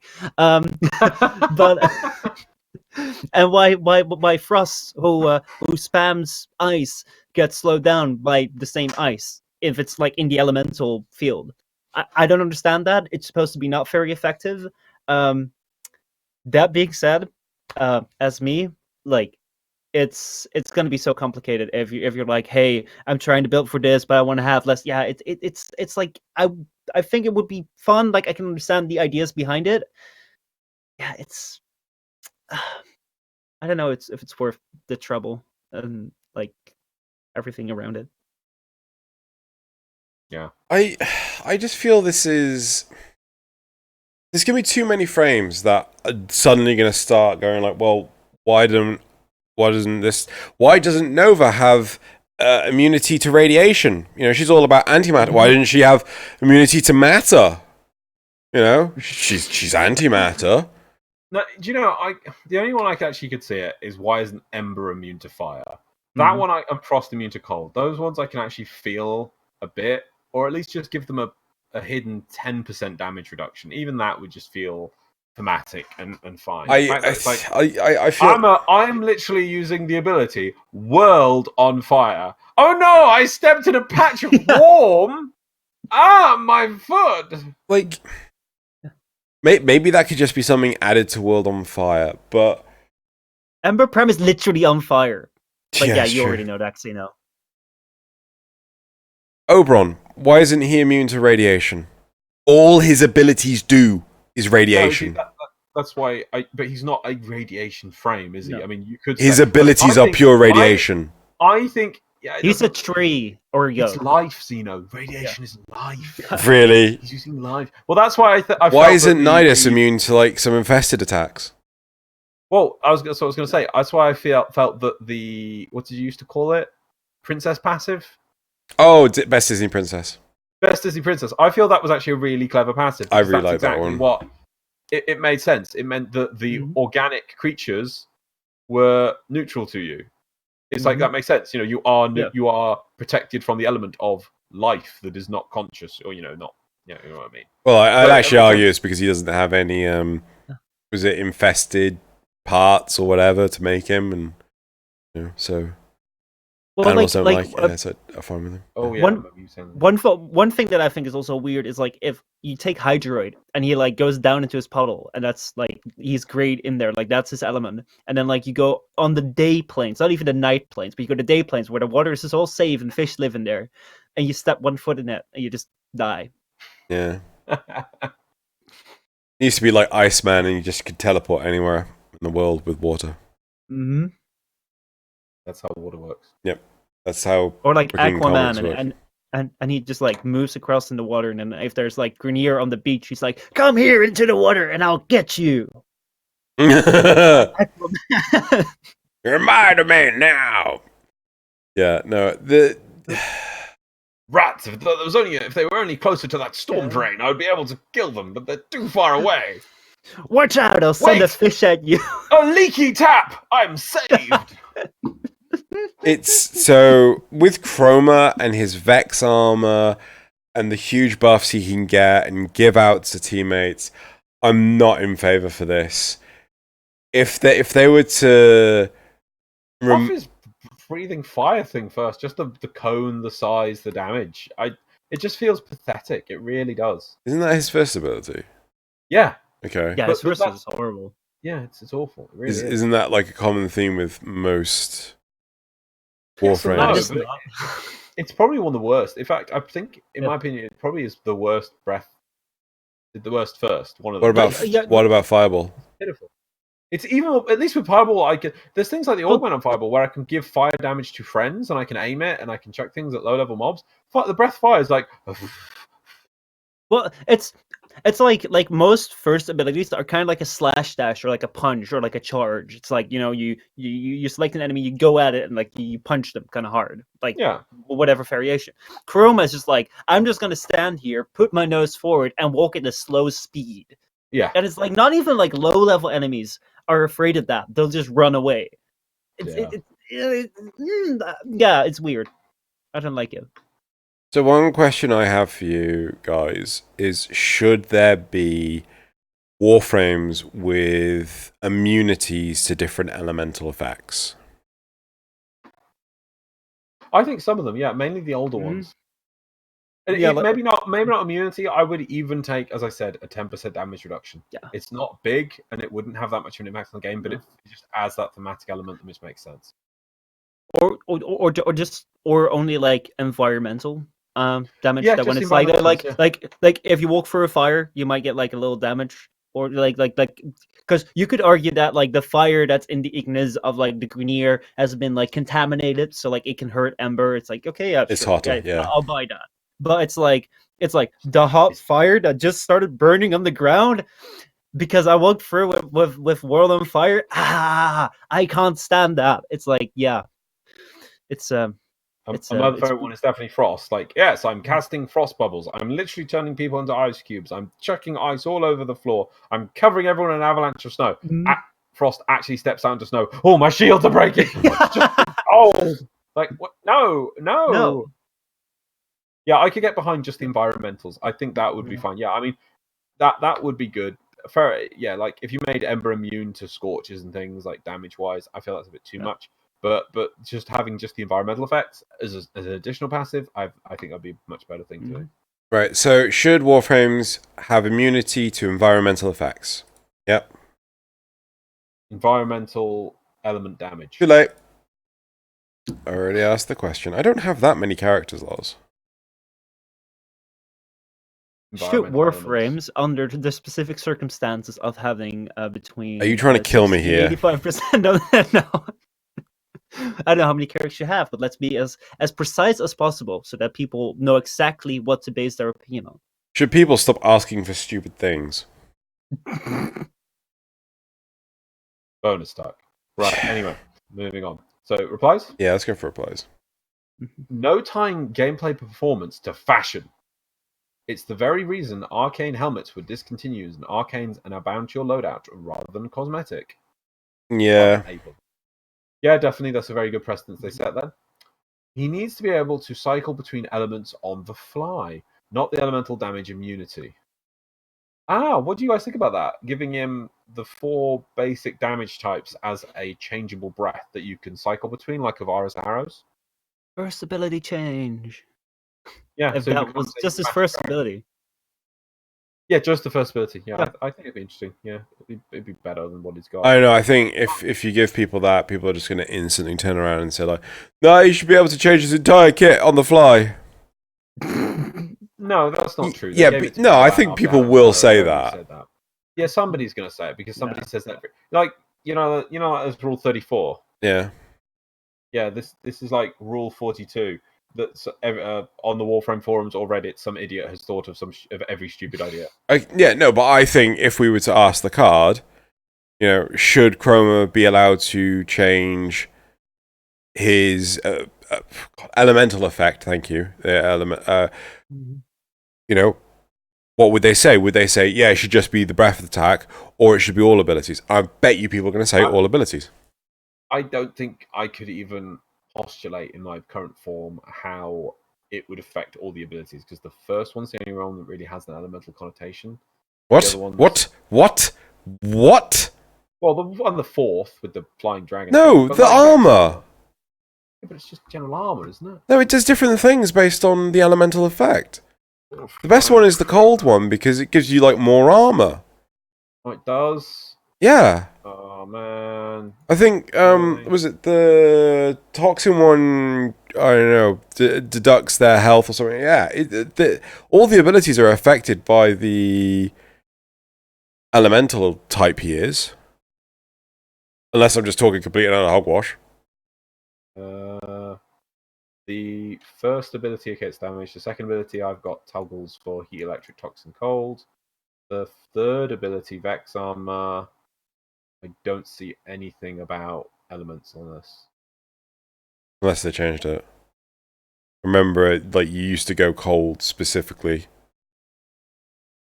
Well, Elemental Ward has elemental effects. I don't see anything about that on Vex Armor. And obviously the effigy has the different types. Effigy seems to do different things. What does effigy do? No, that just looks like the different things. Yeah, heat status effects deal 50% of effigy's base damage per tick. Cold. Cold status effects reduce target's between fire attack rate by 50% duration. Yeah. But no, Vex Armor doesn't seem to have anything to do with different elementals. Swore it did. Okay, should we ask the question? Because I'm pretty sure everyone's going to say yes. You're confusing Elemental Ward because imbued with. What's Elemental Ward? The second ability, which and is the cold one is increases armor. Oh, maybe it is that one then. I don't know. I kind of like the idea. I would actually play Chroma more if the first ability could change the breath attack element, and then that knocked on to the Elemental Ward and the effigy. Okay, let's. So that it should only affect 1 and 5. Was that? It's 1, 2, and 4. 1, 2, and 4 get effect. No, I think it should affect 1, 2, and 4. And you'd have to do it that you have to actually. You could even make it that to make it affect the other ones, like you have to kill something with the first one. Like you have to like bathe in the flame. But everyone's just going to say yes. Oh, let's just change it. Let's just. Oh yeah, I want to be able to swap between them. Yeah, no one would say no to that. That would make Chroma have like what does the ward do apart from the armor? What else does it do? You can't. But the thing is, you can't. Elemental auras are any type, but 2 chromas do not stack. I.e., 2 heat auras do not increase the damage. And yeah, no, I get that. Heat and a cold aura. Only one of them would be active on allies. Yeah. You can only have one up anyway. It would just give him a lot of give Chroma a lot of utility to swap between. Right. But what else does he have? What heat, electric, and toxic on Elemental Ward? Yeah.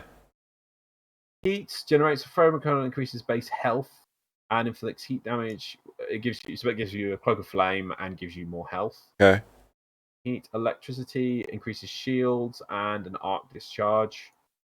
Toxin is reload speed and noxious a 50%. Was it noxious fumes get expelled from you with a 50% chance for up to 5% of enemies' maximum health, toxic damage, with 100% status chance. Okay, and how does it affect the effigy?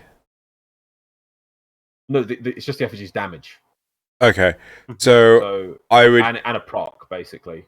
They just need to be procs, you know. I would easily armor ward. I would go cold ward, and I'm thinking, oh god, toxic effigy. No. You weren't listening to what I was saying. What? You can't have them like that. Why?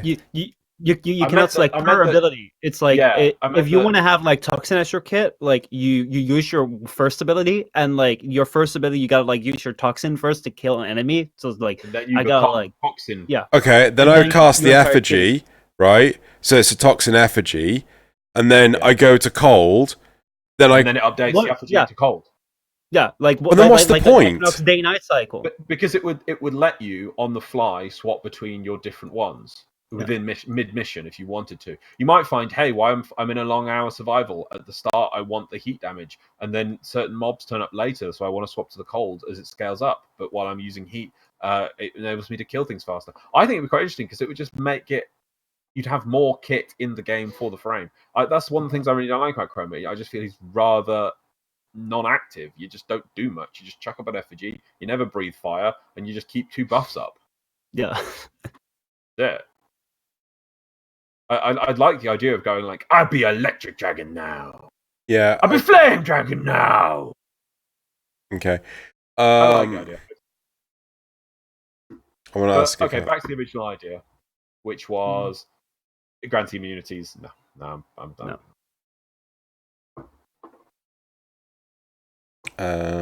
Elemental type. There we go. We're asking this. I can't remember. Did we get through the cards? Have we even... Sorry, replies? Did we even ask the replies? Did we learn that words? I did the first one. Yep. The second And I one think the was second on the one fly. says, yeah, he needs to be able to cycle between Yeah. elements on the fly, not the elements of damage immunity. So yeah, Yep. that's what spent on that. And the last one is, I wish Volt, Saren, Frost, and Ember got these passives while Chroma gets X percentage of the damage of Chroma's weapon is added to that weapon as extra elemental damage of his current color. It shouldn't be a lot. 10 to 20%. My God, would be nice. Would do nice. This would allow for some smart combinations when fighting certain bosses like the Orb or Eidolons, making you have extra damage type they are weak to, possibly. Basically 20% more damage on the element that you have equipped. No. The first bit, I can agree on Volt, Saren, Frost, Ember. Volt, Saren, Frost, Ember. Yeah, we discussed that earlier about like the base frames. But the rest of this, nah. Yeah. I think on the fly changing would be fun. Wouldn't really add much, but it wouldn't be a massive change, Xeno, but it would just give you more fun to play with in a mission. You could be like, I prefer now. Be cool. But yeah, overall, no. Right, should we move on? Yeah. Oh wait, that's the button. Right, okay. Now we move on to the memes. Memes. Sure.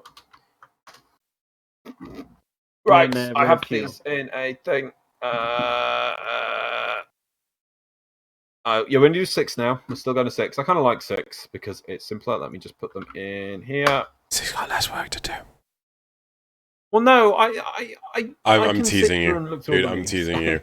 I'd rather have you feel that you'd rather have 6 high quality memes and much rather have 6 high quality memes than 12 memes. Yeah, and then I get silly and just keep checking them in because I find them funny. It's like, nah, just gotta be critical. So anyway, let's go through these memes. Number 1. And a lot of these I feel are classic memes, and so I feel it's a very. Wait, as Michel was doing. This? We have seen this, but obviously the meme has been reused a bit. It's been updated and changed for a new purpose due to the new releases. That is what a meme can do. It can evolve. Anyway, we go. Was it meme frame review? There we go. We got a clap. We got to do 4 claps, okay? Meme review, because the 2 claps is already copyrighted. Oh, well, that's if what we I was do meme review. No, it's meme frame review. It's 3 claps. We've got to add the extra words. We did 3. Review. Meme frame review. Meme. Anyway, give that meme a 10 out of 10. I just want to make sure Loz has sent me the right ones. Oh, I might have. Hang on. I know I have them. I bet I haven't put them in the right folder, though, have I? Let me just do that. No, you haven't. I haven't. I have them here. It'll be 2 seconds. Paste. Update. I swear I've seen this one. Why did I do this? I literally put them in the folder. I made a new folder. I didn't put them in the normal folder. Right, it's just updating now. Should be done now. Right. That's how. Is that up for you? I think we have seen this slightly before, but this was no. That is a completely different one, right? Oh, okay. All right. And with Mudas. What was it? Mudasia. Which one are we looking at? It's throwing hammer is fun. Oh yeah, first one. Yeah, which is a Valkyrie Gemini. Is friendship is over with Jackie Tag. Friendship is now with Wolf Sledge. It's a very famous meme. It's very good. Yep. I just don't get it. The underlying thing there. Actually, this is a real thing. It's an amazing meme, right? Because obviously that Wolf Sledge is here. Everyone has them now. Is that which frame is that? That's Gemini Valkyrie. Ah, yes. Yeah. The colours threw me. Next. Oh yeah. So good one. This was a meme thing for a while of everything being something Obama, and it's like, teacher, what are you laughing at? Teacher says, what are you laughing at? Me, nothing. Also me, Barack Obama. Yep, everything Obama. So there we go. Next meme. Next meme frame. No, it's I'm gonna think on that one. Right. Anyway, so third one. I put this in order. This meant to come after the first one. My bad. So lol, because obviously the first one, it's like I've got the Wolf Sledge. This one, lol. I haven't played the game in almost a month. When Nightwave Season 1 is over, and you realise that you've never fought Wolf even once, and you missed the alert, in which everyone memed about destroying Wolf easy with Valkyrie. Oh, sad Valkyrie noise.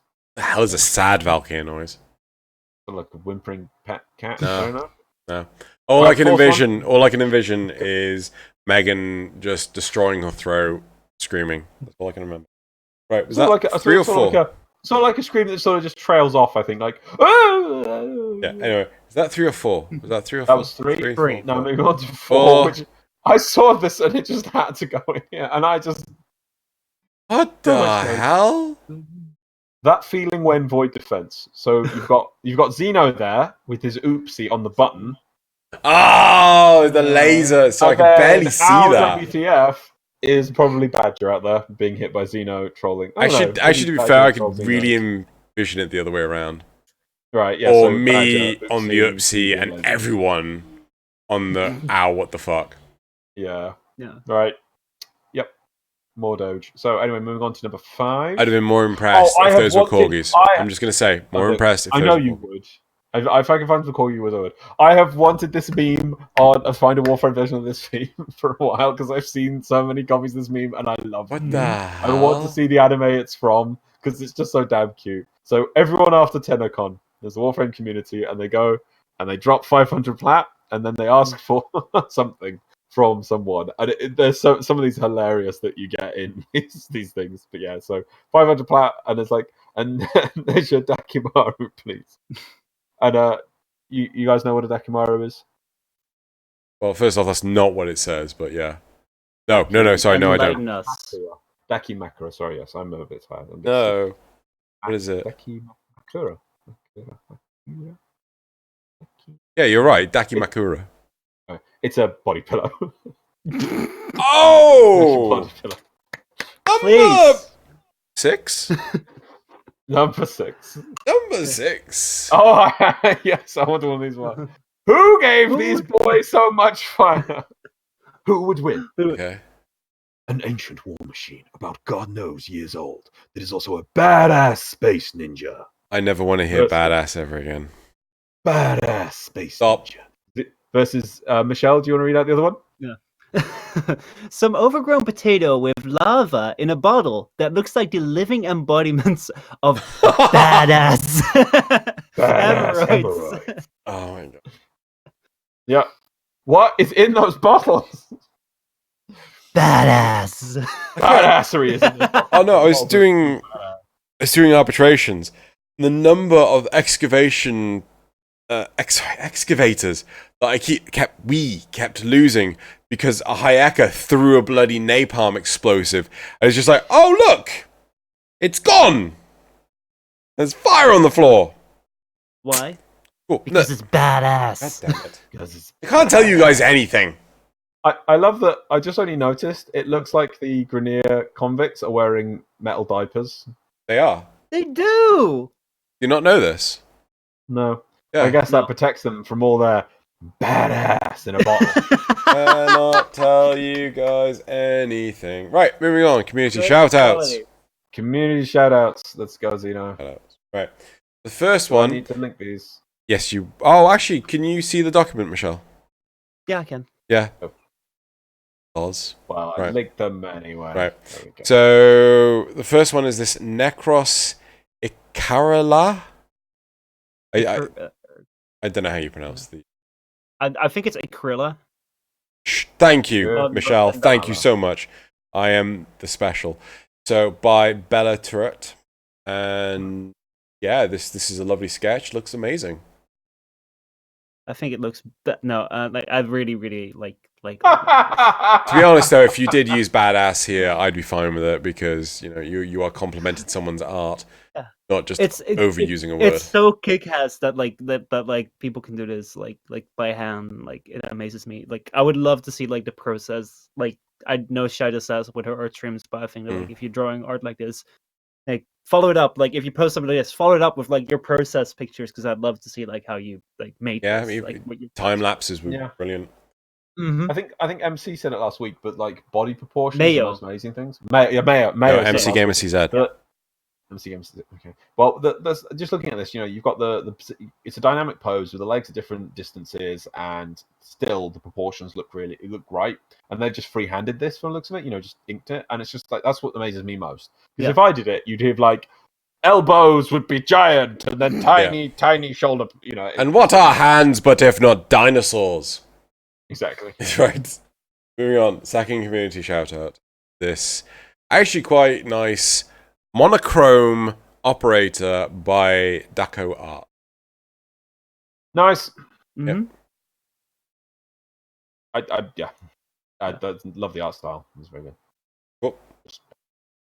The third community shout out is this Zephyr and Lesion by Alex Lumi. Oh. Alex Lumi, rather. So so I cute. think that's the Lesion, like how you pronounce it, but it's the infested polearm. Yep. Thought this was adorable.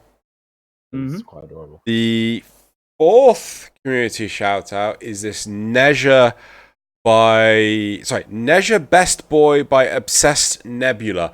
I'm pretty sure this is theirs. It was very difficult to tell because this is a very similar art style to some other artists. And I looked through their Twitter profile, I looked on their website, and I'm like, I couldn't find it on their website. So yeah, I mean, this feels like this might be commissioned by I want to say Chicken Draws Dogs. There is a signature on there to Hugh. Where? Like like next to like the mid body between like the body and the arm, like gap right there. There's like a small signature. Oh, I can't read that.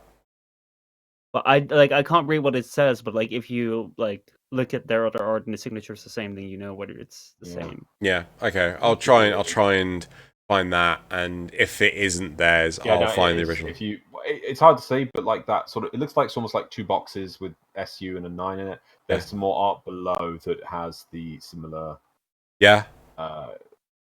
signature on it. So, okay, good. I just want to make sure because I don't ever want. It's always good to check these things because you don't want to. Yeah, I think we've done it once, but I mean, it's easy to fall foul of somebody who's just retweeting someone else's work. You don't want to give the praise to one person. What one are we on now? 5.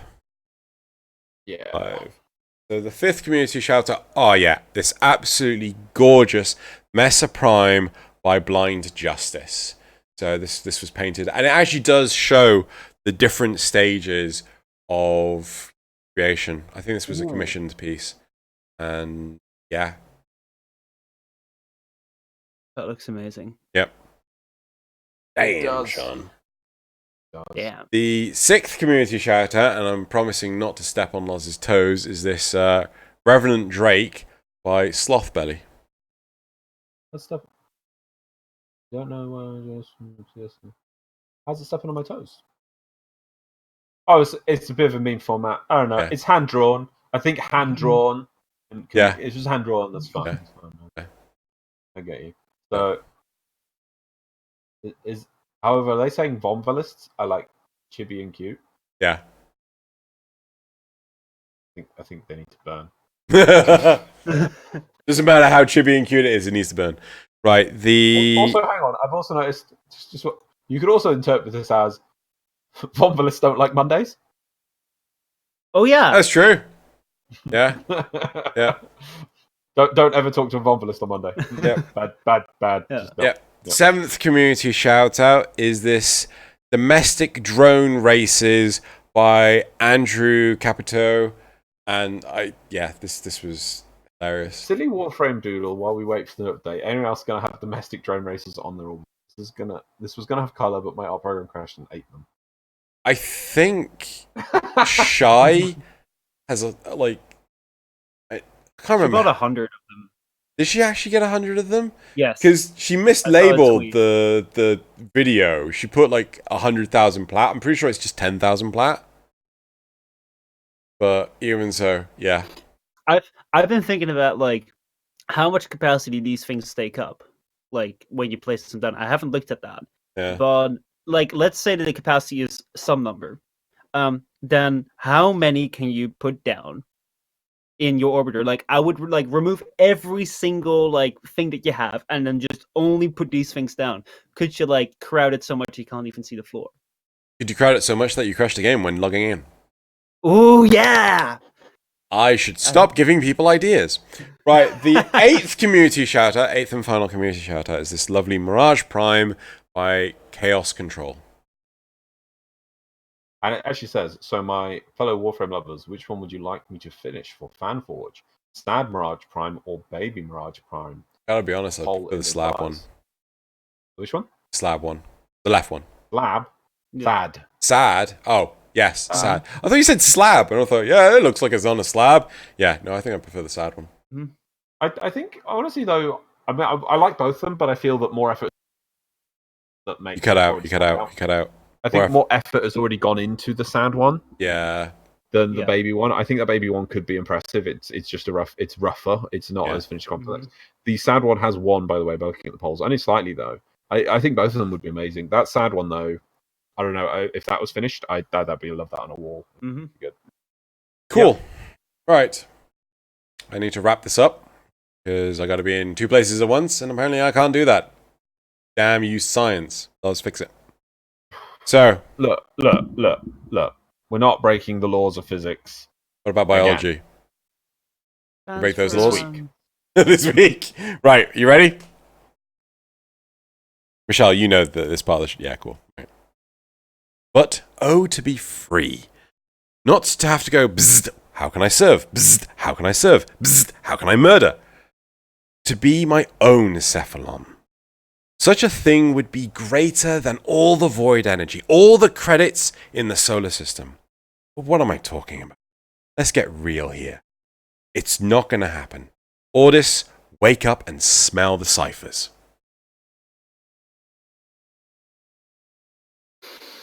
Old or new? Old. Not like AI, is it? Nope.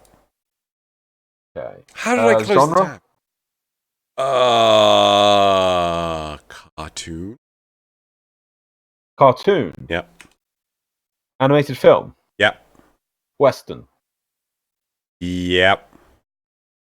It's a Western cartoon, but it's not based in the West. No. I meant like for art style. If you pick some crazy. Oh yeah, it's Western. It's totally Western. Western cartoon before 2000. What is the genre in the setting? Or what is the setting? Comedy, adventure, sci-fi. Fantasy. No, sci-fi. No sci-fi. Comedy, adventure.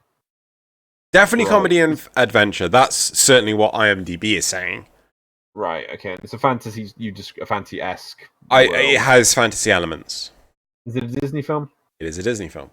It is a Disney film. There we go. Okay. Michelle, do you want me to read it out again? Yeah. Yeah, I'm trying to. Okay. Fantasy. But oh, to be free. Not to have to go, bzzzt, how can I serve? Bzzzt, how can I serve? Bzzzt, how can I murder?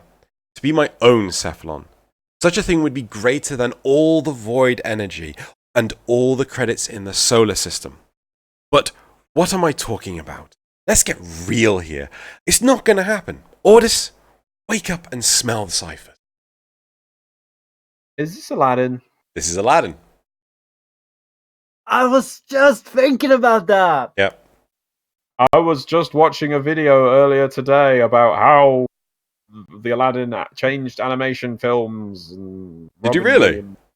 Yeah, I think it's a very good video, actually. I didn't know that Robin Williams really got annoyed at Disney because he wanted to be in the film, but he didn't want them to mark it off of him. He didn't like that. He wanted to give back to the art of animation. Because he loved something he could sit down with the kids with. But he said, okay, please don't, in his contract or whatever said, like, 50, only you can use me for 15% of the advertisement. And so that thing. But then he was also doing Fern Gully, which he agreed to beforehand, which is obviously a similar thing. Yeah. And he said, I'm not quitting Fern Gully, even though Disney were like buying up the places where they were trying to finish working on Fern Gully. Yeah. And in the end, he just said, I'm not stopping Fern Gully. I don't care what you do. And they said, well, we're just going to screw it. And then that's how you got like Burger King toys of the genie, toys of this, that, or the other. And yeah. Let me link wow. It's a really good video. It's been recommended to me like for a couple of days already. It has for me as well. It's been recommended for you for like the last week. And I'm like, it rolled on to a thing. I'm like, fine, I'll watch this thing to get out of my thing. Cool. It's a good video. Well, that's it for this week. Well, I will quiz you later on it, Xeno. You should watch that video. It's very good. That's it. Yes. I don't know if I've seen that on my feed. You know what? I'm even going to put it at the bottom of the memes. Xeno will put it in the description for everyone at home if you want to watch an interesting bonus link of the week. There we go. Not bonus frame meme. No. What's this tanker call it? Anywho, Secret link? That's it for this week's episode of 10 o'clock. If you want to check out Michel's stuff, please go into the cards. There'll be a link to his channel. He will let me know which one of the channels. I think it's going to be your gaming one. Yeah. Yep. And obviously that is where the Warframe Framecast is going to be on Tuesday on his Twitch channel. There will also be the Framecast episode live where you can engage with us and things. This will be a recurring, hopefully weekly thing, unless something horrifically goes wrong. Yeah, that's it for this week. So again, thank you very much, Michel, for coming on. Sorry it took so long. Dude, I enjoyed it. For years, there was no hope in sight that I would ever set foot in the Fane podcast, and then in 1 week we did 2 podcasts together, and I'm like, wow. Yep. It was worth it. Whenever it rains, it pours.